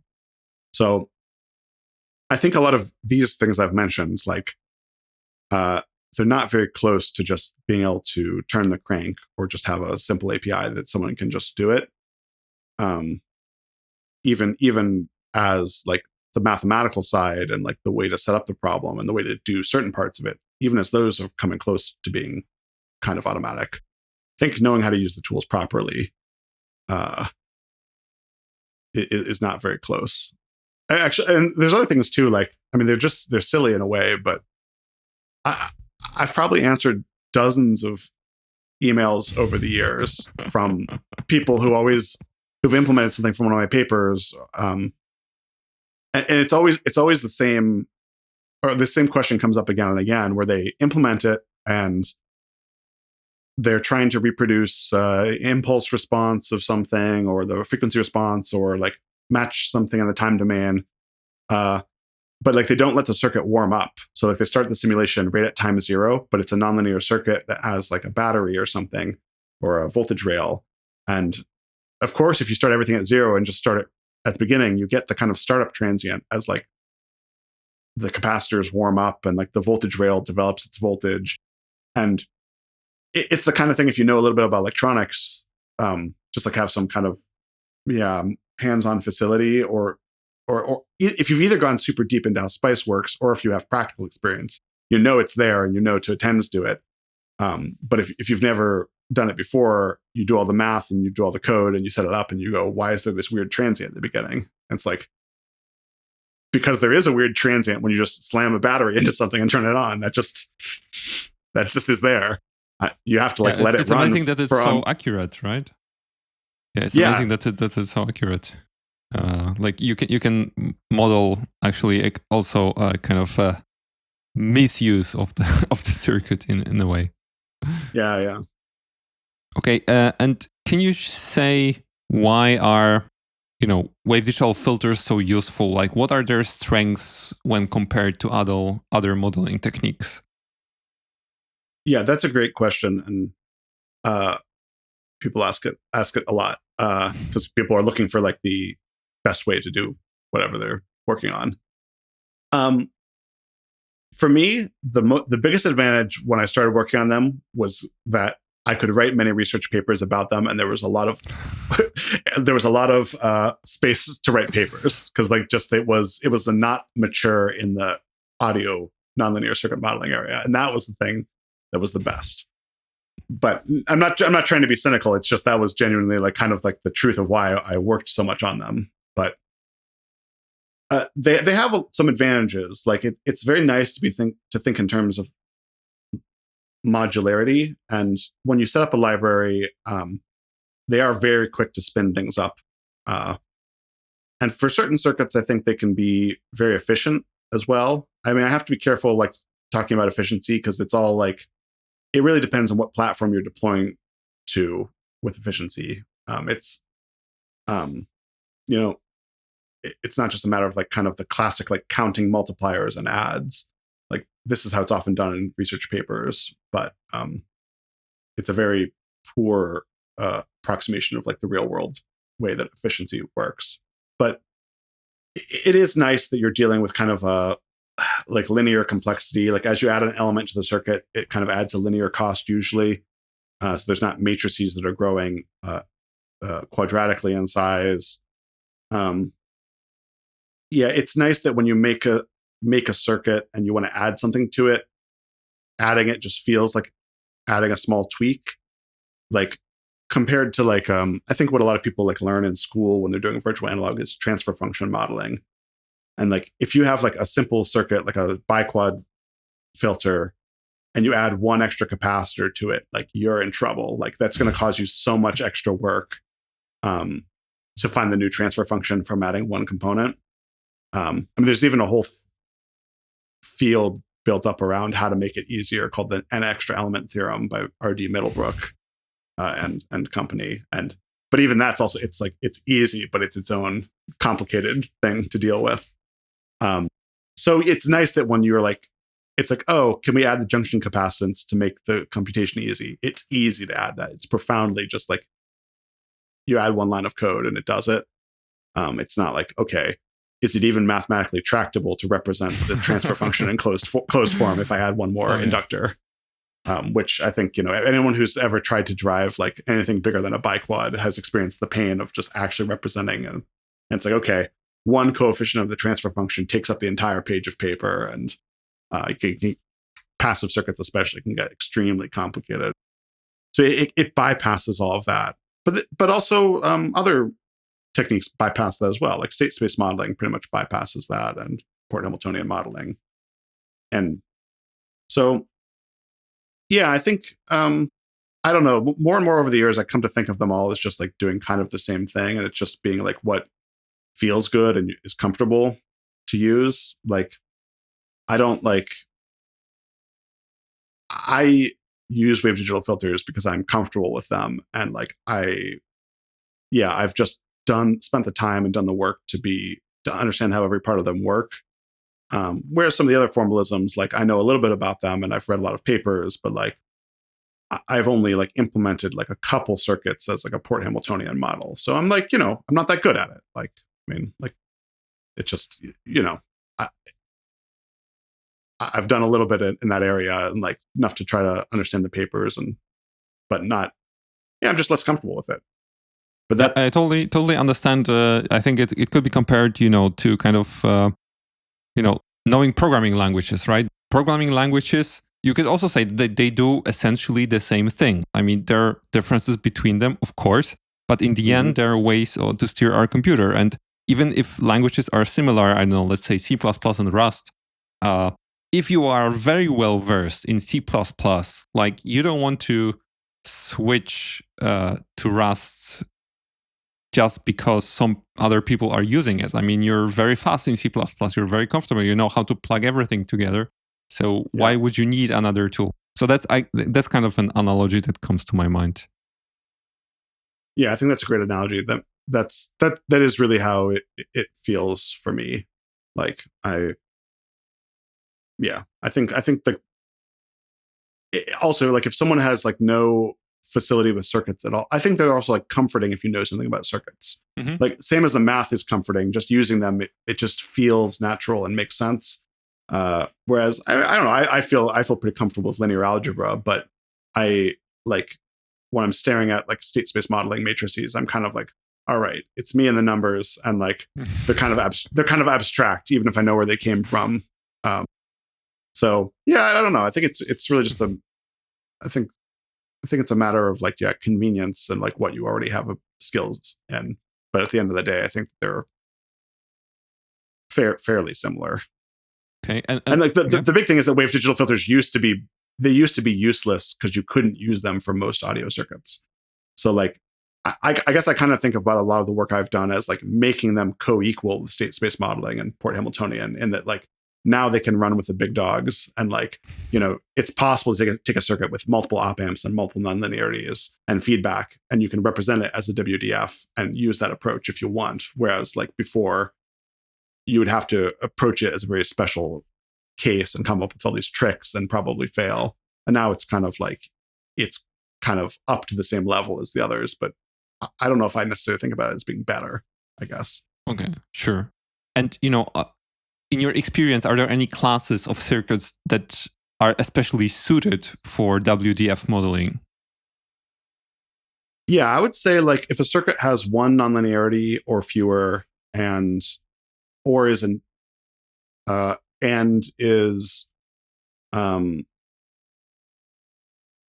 it has one nonlinearity or fewer, and you're willing to like understand the graph theory stuff, they're really, really fast to spin things up in that way. Like I can spin up a model for a circuit like that in like a minute, or like if I have to derive a new R-type adapter, a couple hours.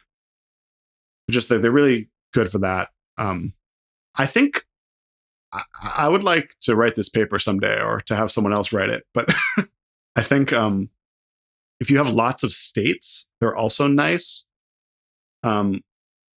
Because I can think of like the worst circuit in the world to model with a wave digital filter, and that's a very long chain of resistors. Like if you have basically a voltage divider, like resistor, shunt, resistor to ground, resistor, shunt, resistor to ground, like 100 times. Like computationally, that ultimately is just and if it's fixed and like nothing varies over time, it's just a single multiplication. But the WDF would have hundreds of multiplications. So like that's the case where like it'd be a very bad modeling framework. Like you don't care about the modularity because it's only one input and one output. It's fixed, so you don't need to consider what happens when you change any of the resistors. You really should just find out what the voltage dividers ratio is and multiply the input by that. You really shouldn't use this. And like I think if you represented that in state space modeling computationally, you would end up with just a single multiplier. So I think when like you have zero states, and it's kind of a silly edge case, but I think it's a little bit instructive. Like that's a case where like it's a profoundly bad idea to do all of these things. But conversely, if it was made of hundreds of inductors and capacitors, I think it's very good. Like each new connection only adds one extra multiplication.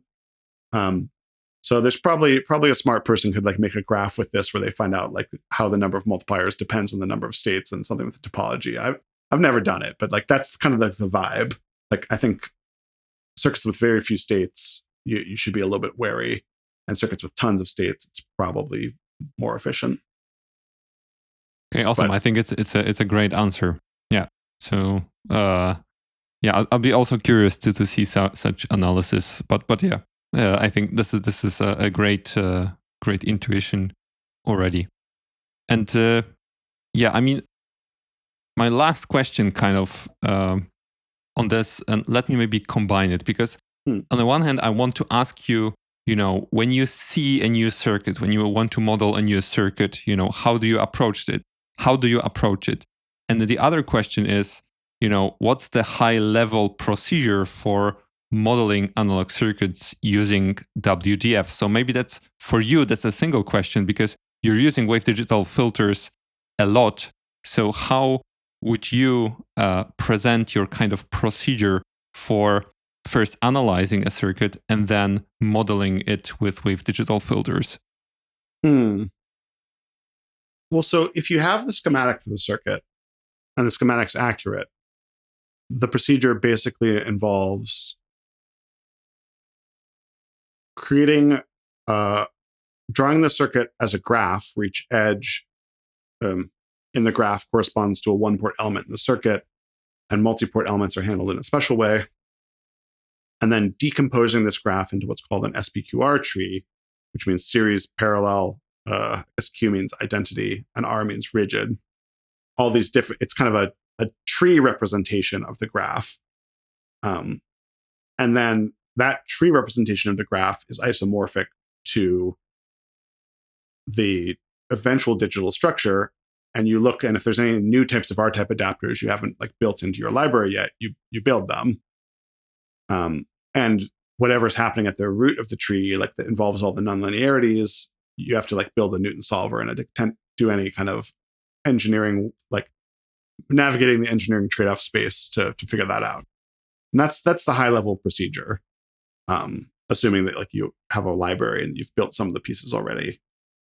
In practice, you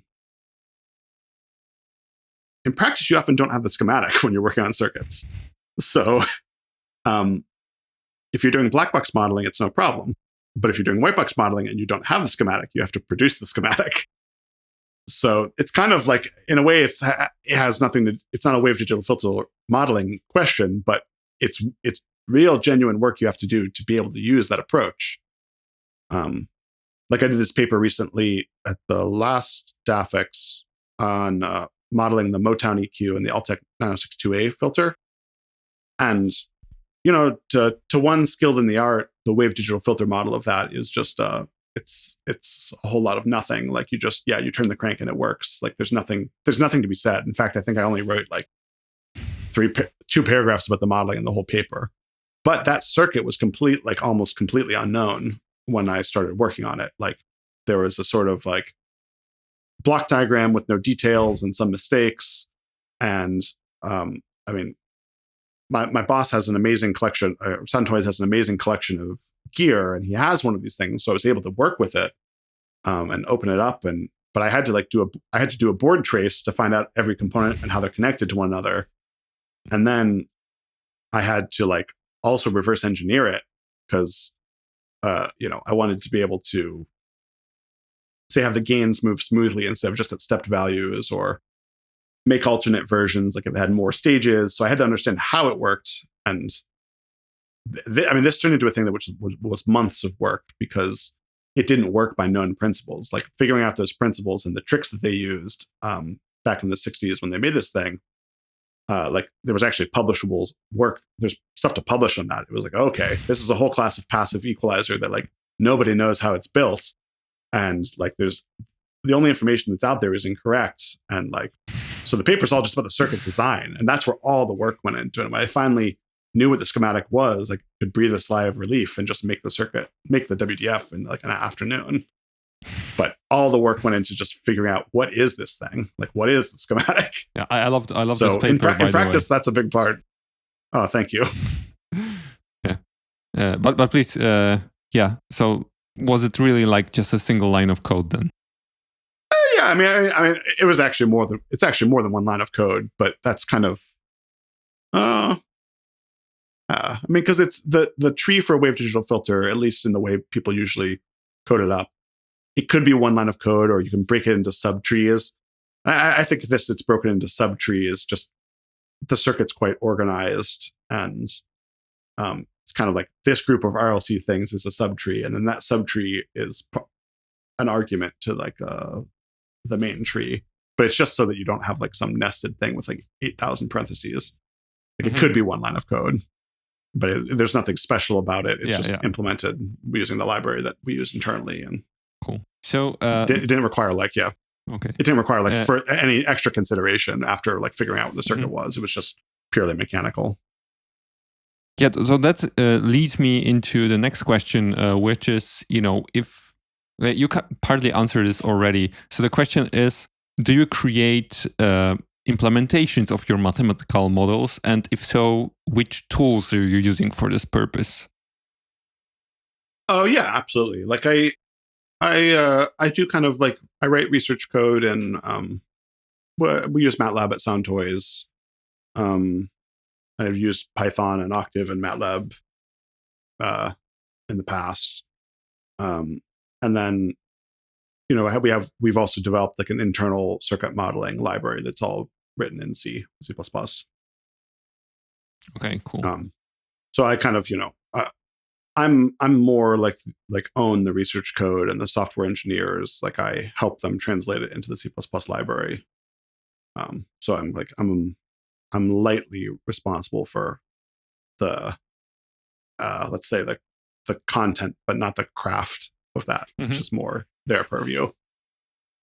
Okay, cool. Yeah, but I think it's also very cool that you have this insight into implementation of the plugins, because then you can, as you said, more reason about the efficiency of the models, etc. So the point that you made earlier. So I think it's really cool that you have this. You're on this edge, between implementation and research. So technically, you're on the research side, but you will learn and you want to have insight into the implementation so that you can also create better models, right? So I think it's incredibly valuable. Yeah, and I'm usually in the kind of the learning category there, because the software engineers actually know stuff about that and like have the real experience, and I'm trying to just update my mental model of how things work, because I started with more kind of like the kind of mindset you get from like reading research papers, and you're like, okay, I'm counting the number of multiplies. That number went down. That's good, right? It's like, well, kind of depends. So I feel like I'm really a learner when it comes to that stuff, but I'm trying to know more about it so it can help me be more useful. Okay. So moving on from wave digital filters, you've also, or maybe not, because you've also explored this topic of circuit bending. So can you explain what it is and what have you worked on? Oh yeah. So circuit bending is kind of taking commercial audio gear, often like low like toys and like old Casio keyboards and stuff, and just kind of doing hardware hacking, like just getting in there and like short circuiting things and seeing what happens. And you're trying to just get them to make interesting sounds. And yeah, the scene around that, like especially when I was more involved in it in like high school and college, it was really about like getting access to cool synthesizer sounds and like but on a budget. And probably like the person who coined the term and is one of the big wigs in that area is this guy named Reed Ghazala, who's he wrote a book on it and has made dozens of things over the years. I also learned from a website of a guy named Pete Edwards, who I now work with at Soundtoys, which is really cool to work with someone who was one of my heroes when I was in high school. But yeah, I made all sorts of stuff. I did a lot of Casio SK1 keyboards and a lot of kind of just like toys, like a dancing hamster that I reclocked the like sound chip inside of it, and a couple digital Roland's drum machines, like a not a TR-727, it's TR-505. And yeah, I also like built some kind of boxes that interfaced with them, like kind of like these little kind of like the Atari Punk console, like kind of these little noisemakers built on digital logic chips.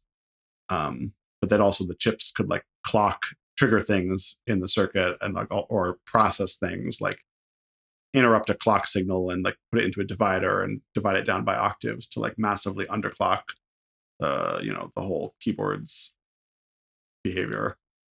So I used to be really, really massively into that in high school and college. And it kind of motivated getting into virtual analog because I wanted to be able to make models that like you could get in there and hack them and do weird stuff with them. But, you know, I think it's definitely the case now. There's like an economic aspect to it. Like when I was a kid, like you could just wander around to garage sales and get access to this like 70s and 80s consumer gear like for dirt cheap.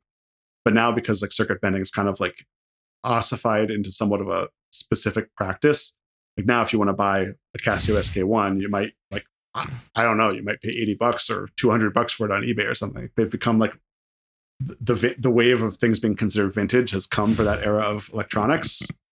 So like, I mean, my PhD was all about math, but like the kind of hidden goal there was like, there's kind of these cultural and musical practices around like electronic music that, in a way, are getting like there's just history has had a chilling effect on them because like the economics around them have changed. And like, for instance, like when people in the 70s were working with drum machines, they would often get in there and mod them like to improve the sound quality or to give them features they didn't have. And nowadays, like it's like you kind of have to be crazy to open up a TR-808 and like want to modify the kick drum circuit because the thing is like, or you certainly would like you'd hire a technician to do it or something because it's worth $5,000 or something. You know, you're not going to like mess around with something that's kind of a museum piece or like a piece of vintage gear. So yeah, it's kind of my like my aesthetic universe around this stuff is that I think the circuits are really interesting and being able to mod them and hack them is really interesting. I that's kind of why I'm more interested in white box modeling than black box modeling. I always want the models to be able to like get in there and change anything. Mm-hmm. And I'm less. That's about my like aesthetic orientation. Of course, when it comes to like doing the job for at work or whatever, you do whatever you've got to do to get it done according to what the project needs. But you know, that's my like aesthetic universe, and that's kind of like why I was so drawn to white box modeling rather than black box modeling. Cool, awesome, and like it also then speaks to the fact that also WDFs are then also bendable, right? Like you can play with them in that sense as well. Yeah, you can just inherently go in and change the value of any resistor or capacitor, and it's kind of built into it that if you want to short circuit something or take something out or like add in a couple extra resistors, they just like they let you do that in a very easy way. Where like when I first started studying this stuff and was doing like I was like learning transfer function modeling in class, I would get so frustrated because I was like, I just want to see what happens if you add one capacitor. And it's like, what happens is you spend 4 hours on the whiteboard. Okay. A different group of your publications tackles the concept of one-bit music. So can you explain what it is and what was your work in this field? So there's, I mean, I kind of not really related to circuit bending, but like I had like a long-standing kind of interest in chiptunes music. Like video game music, but specifically like the way that composers were able to get a lot of really cool sounds out of extremely limited hardware. Actually, this was something I taught this in my electronic music composition class too. I taught them to use trackers and do like NES and Game Boy style composition. But yeah, I just like, I think like a lot of people who are into computers and stuff, like music sounds cool. And like from a compositional side, it's very interesting. Like how do you make a whole orchestra of sounds and changing timbres and like exciting arrangements out of just like 2 square waves and a triangle wave with no volume control and like bursts of white noise. So, I kind of like did a bit of that like over the years. Like I composed a bunch of tunes that like I played in my like senior recital in college and like did like an album that involved some of that. But I think I just heard about one-bit music. Actually, I must have heard about it from this book by Kenny McAlpine. It's about the history of video game sound chips and music. It's like, maybe it's called The History of Chiptunes. But I'm not old enough to have experienced like the era when this was like I didn't have like Sinclair's EX Spectrum. when I was growing up. That was a generation before me. But so there existed like computers whose sound chips or like method of producing sound was literally just one pin from the CPU wired straight to a speaker. And that pin can be high or low. And the speaker maybe provides some low pass, the speaker and the limit of your hearing provides some low pass filtering. But that's just it. Like, so I was really like intrigued from like a composer's standpoint by this. I'm like, oh, this is the absolute extreme of chiptunes. It's not just what do we do with 2 square waves and a triangle wave with no volume control. It's what do we do with 1 square wave and nothing else. And so I got really into it for like a year or two and composed some things. And I was doing it all in Ableton Live, but writing my own synths and audio effects and mixers, because you have, maybe I'll say more about the mixer in a second, writing all these in Gen within Maximus P in Max for Live. Because basically every single thing you want to do when you're composing a piece of music, like you can't do if you only have one bit of output. It's like if you want to add 2 signals together, you can't do it. If you want any linear operations or any filter, it doesn't exist. Like, so there's no filtering, there's no summing. So like you have to figure out all of these like tricks. Like if you want to sum 2 signals, like if you use impulse trains, you can XOR them together. And if they're like a irrational ratio between the frequencies, that sounds just like addition, because you never get to the corner of the truth table that's 1 + 1. So like that tells you this principle that the pulse widths should be narrow and that you can mix them in that way. But that also, like the pulse width also acts like a volume control, because when pulse width is 0, there's no amplitude. And when it's 50%, there's the most amplitude. So you can kind of envelope those things. So it's like an ersatz fake volume control. You can use pulse width modulation as fake filtering, or I built all these fake resonant filters that like, it's essentially fake hard sync. It's like a special kind of hard sync where every rising edge that comes in triggers a burst of a square wave, but it's time limited. So its frequency is the resonant frequency and its length is the amount of resonance. And you can make these kind of acid sounds, like resonant filter sounds with it, that are technically hard synced, but they sound like filters. So I got really into this for a while. I was just like, kind of like, this is just as a hobby. It was just like, this is fun to try to solve all these like extreme problems. And like you get every weird solution you come up with creates a really gnarly timbre. And so it also like sounds cool. But I got lucky that it like overlapped with a research area just like randomly. Like I was trying to make different varieties of noise. And I realized that velvet noise has the same property as the impulse trains that I mentioned. It also, it's very easy to mix with other things because it's sparse in time. So I was like, well, but velvet noise has +1, 0, and -1. I can't have -1, so I'll just take the absolute value. And then I noticed once you do that like the timbre changes. And because I'm also a researcher, I'm mainly a researcher, I was like, oh, okay, what's going on here? Then found out that it's doing this high pass filtering type effect. And I'm like, okay, well, like this seems important. I should probably like write it into a quick DAFX paper just to like explain that this effect happens. And, who knows, someone will find some use for a new variety of velvet noise.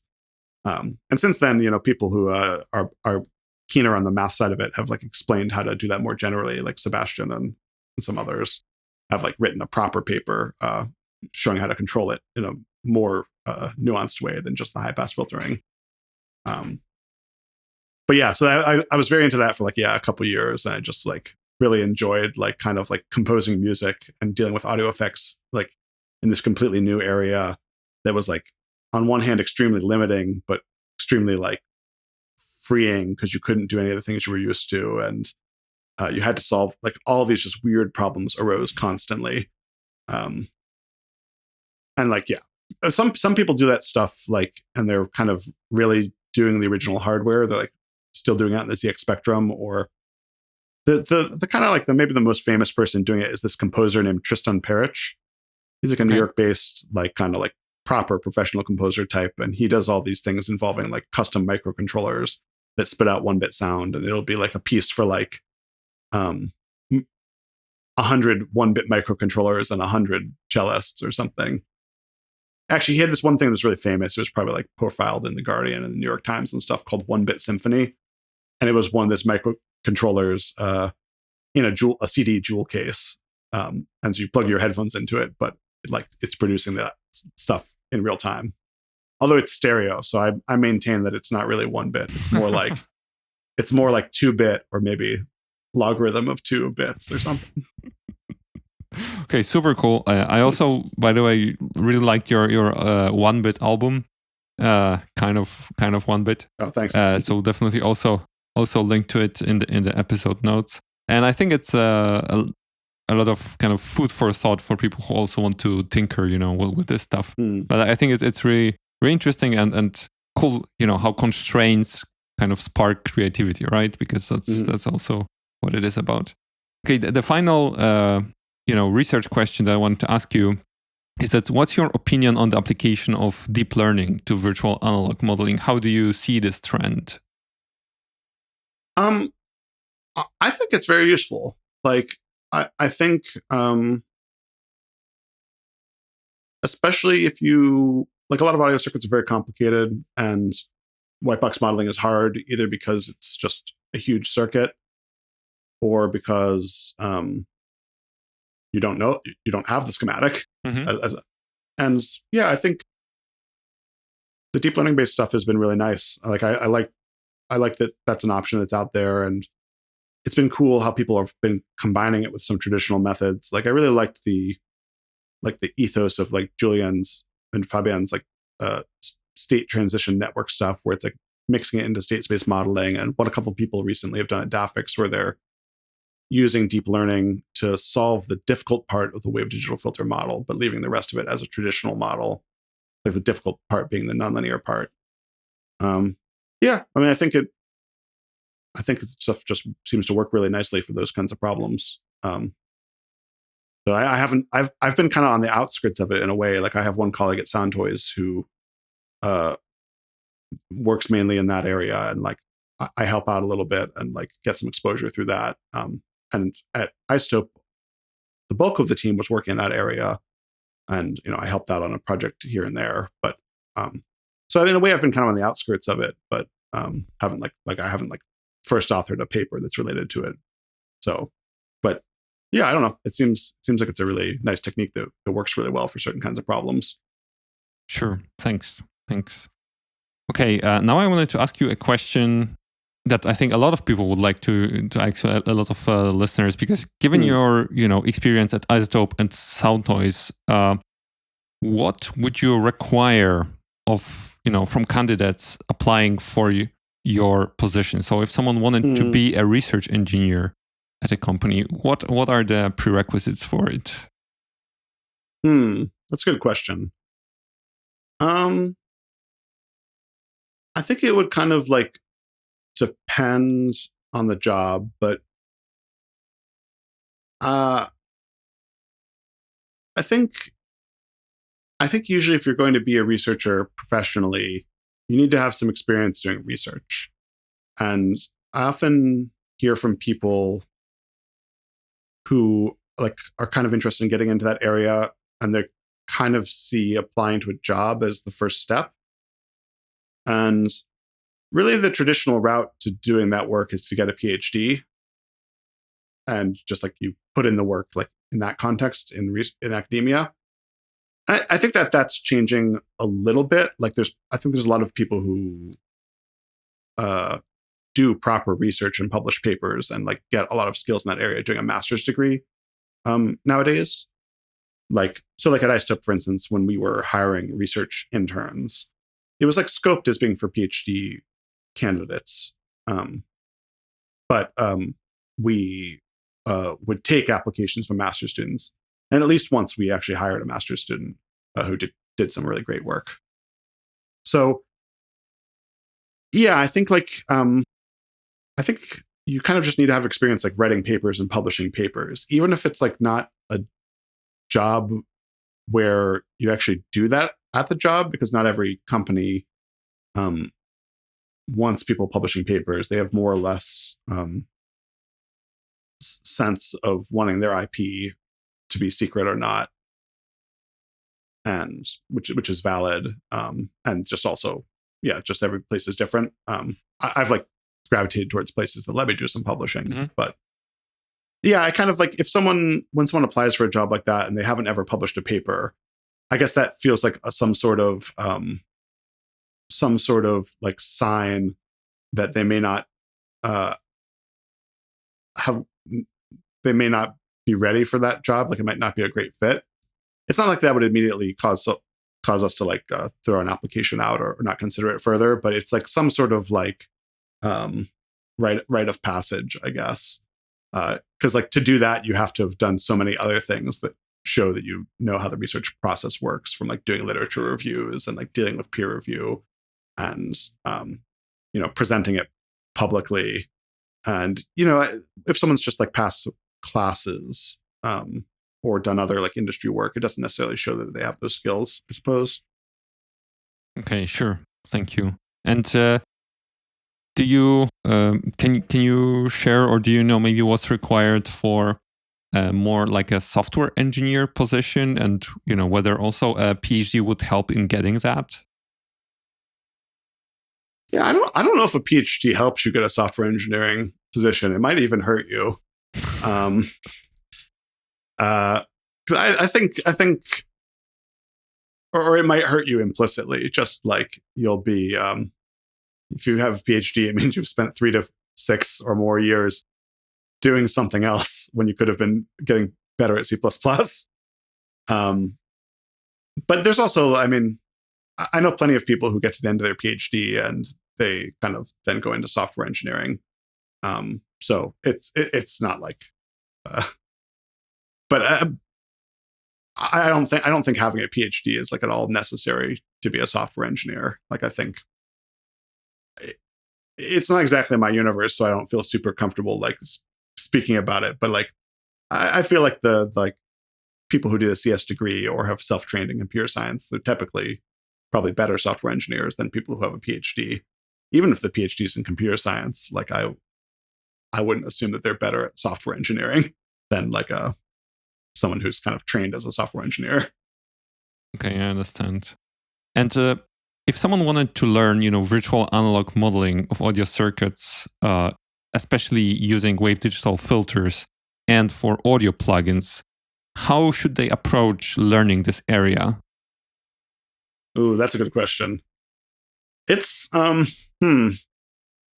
it's kind of a, maybe it's a little bit of a hard area to break into, because there's not a lot of great there's not a lot of beginner friendly resources. Like there's not like a good textbook on it. Like I learned like from reading research papers and reading Julius's books that kind of tangentially cover it, like cover the similar topics from the physical modeling perspective, and like reading that one Dafek's book chapter that's about virtual analog modeling that covers the basics of wave digital filters. But like I really learned it like this, and I think I like learned it. There both was less to know back then, and I think it took me like kind of a long time. I probably worked on it for like months before I like actually programmed anything, and like certainly a lot longer before I was actually publishing anything or doing anything useful with it. And I don't know, the landscape's changed a little bit because people have like some libraries out there for doing it. Like Jatin has a library, and Max Rest made a library while he was in his master's called, and yeah, some, their names aren't coming to mind, but like there was a Python library someone made for a Dafek's paper recently. So there's more like libraries out there where you can get your hands dirty and like try it. And they probably have like demos and things like that, like example scripts. I imagine that's where like a lot of people who like are more interested in using it, not like becoming a researcher in that area, they'll probably want to start with those. And I think like probably just, but if you want to like be a researcher in the area, there's never any shortcut to just reading all the research papers. I remember I'll never forget that when me and my friend Mayank were like writing a very first paper we wrote in grad school, we didn't know anything about writing papers, and it was a NIME paper at the NIME conference. And we kind of wrote the paper just like describing the thing that we made as if it was a class project, just like, what is it? What does it do? How does it work? And we're like, Julius, we got to cite some papers. Like, we got to make this into a real paper for the conference. How do we know what papers to cite? And he was just like, you just simply have to read every single paper in that conference. And we're like, okay, well, we're not going to do that. He's like, well, you kind of, you have to do that. And so, I mean, one can't really do that, like, but you also kind of have to do it. Like, you have to just like be critically engaged with research and read a lot of it and like know about some of the history. So yeah, I don't know. I think to like break into doing research, you just have to read a bunch of papers and like attend to the history and stuff. But for like busting into using them, I think probably checking out some of those libraries that are out there. Like those are, Max's library, Dirk's library, Jatin's library, and the Python one. Those are probably a way to like get spun up quickly and like be like, okay, let's put together some resistors and capacitors and see what happens, and like drop it into a JUCE plugin or whatever. I think that's probably the quick way to get your hands dirty rather than trying to make your own library. Because to make your own library, you have to deeply understand how the derivations work and the math and the structure of them and stuff. Okay, so thank you. But I think it's very, very concrete advice that one can apply quickly. So now I'd like to proceed to, let's say, the fun questions that I like to keep at the end. So which are more related to kind of your personal habits and routines. So the first question is that, I think it's well justified to say that you're an extremely productive researcher, because I haven't found, a source that would list all your publications. I don't know why, like they all end on 2022. But, the rough estimates are around 5 per year. So how have you been able to maintain such a high productivity while still keeping the quality high? Well, I think on one hand, my productivity has gone down since then. But I think I just, like when I was teaching and in school, it was just like a top priority of mine. Like I just had the mindset that producing research was the most important thing I was working on. And so I just devoted a lot of time to it and then said yes to a lot of collaborations and started a lot of collaborations. And I take the craft of writing very seriously. Like some have said too seriously.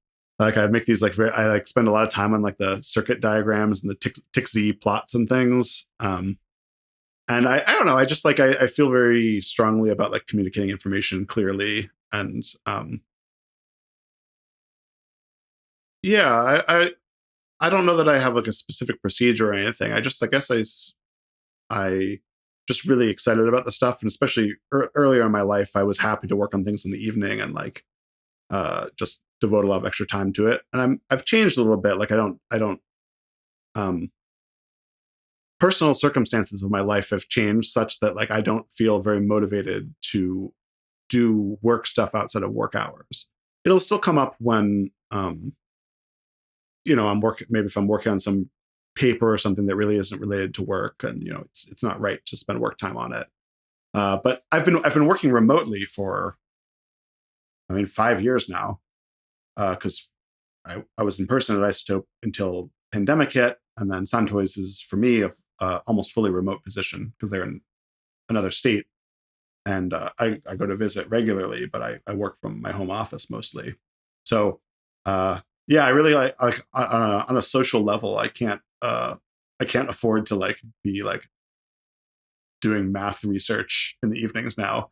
I got to like go out and like hang out with friends and like play music. And I basically get none of my social needs met from work, which is fine as long as I like don't spend my time in the evenings and weekends being a recluse.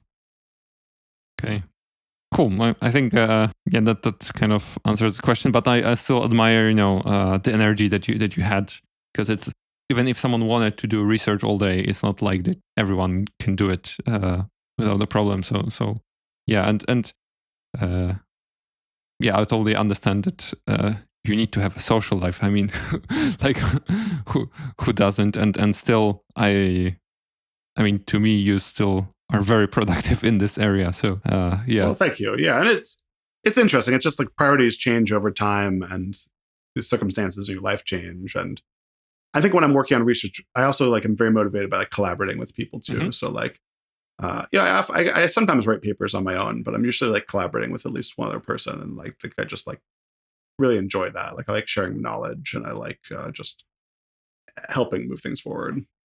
Okay, cool. So I wanted to help, which tools help you in research the most? You mentioned like, LaTeX, TIX, Python, MATLAB. Is there anything other? Like, do you use Spice or some fancy technology? Oh, yeah. I mean, I use Spice all the time. I use LT Spice. Just for like kind of verifying models or like investigating if there's a circuit, I just want to know what it does without like going through all the effort to model it myself. So I use Spice all the time. I don't use a lot of like, I mean that somehow that might be the whole list, man. They use Spice and MATLAB, Python. And then pen and paper? Yeah, pen and paper and whiteboard and LaTeX and TIXI, and I do like all my math stuff in LaTeX. Okay. But yeah, I don't think I use a lot of other. I don't think I use a lot of other like kind of tools. Well, I use also some circuit workbench stuff. Oscilloscopes and things to software to run test signals through gear and output the results of various tests as CSV files and whatever. Okay. And while you're doing research, do you listen to music? Sometimes I do, sometimes I don't. I like music quite a bit, as you could guess. Quite one bit. Yeah. But I listen to it kind of actively. Mm-hmm. So I kind of would rather like listen to music when I'm listening to music. I don't like to like get into like the work zone by like finding music to like pump me up. Mm-hmm. I do listen to music during the day sometime, but maybe when I'm doing something more mindless, and if I'm doing like kind of like high effort work, I guess I tend not to listen to music because it'll just distract me. But I do listen to like podcasts and stuff sometimes. If I'm doing something where I have to be thinking, somehow like a podcast is like less distracting than music. Okay, that's interesting. Yeah, because some people say that they can listen to music, but not with lyrics, etc. So I guess podcasts will be the opposite of that. Just the lyrics. Anyway, yeah. Kurt, thank you so much for this interview. I really appreciate the wealth of knowledge that you shared. I really appreciate your time and sharing your story and your experience in all these places. I'm super excited what will you come up next. I also hope to meet you again at one of the conferences. And so thank you once again. I wish you all the best to all your future endeavors. Thanks. Yeah, thanks for having me. All right, everyone. That was Kurt Werner, a senior research scientist at Soundtoys. Thank you, Kurt, for your time and attention to answer all the questions that I have, and I believe many of the podcast listeners have. To you, dear listener, if you would like to check out some of the references mentioned in this podcast episode, please go to thewolfsound.com/talk030. There, you can find all the people, places, and references that we mentioned in this podcast episode. Once again, it's thewolfsound.com/talk030. If you enjoyed this episode, please consider giving a 5-star review on Apple Podcasts or Spotify, hitting that thumbs up button on YouTube, and subscribing to the WolfSound channel over there. And finally, tell me, have you used any of the plugins Kurt has worked on? If so, what is your experience? Let us know in the comments. And if you'd like to learn digital audio signal processing, maybe the perspective of becoming someone like Kurt, contributing to the research field of audio, check out my DSP Pro online course at wolfsoundacademy.com/DSP-Pro. Once again, it's wolfsoundacademy.com/DSP-Pro. Thank you for listening and see you in the next one. Take care.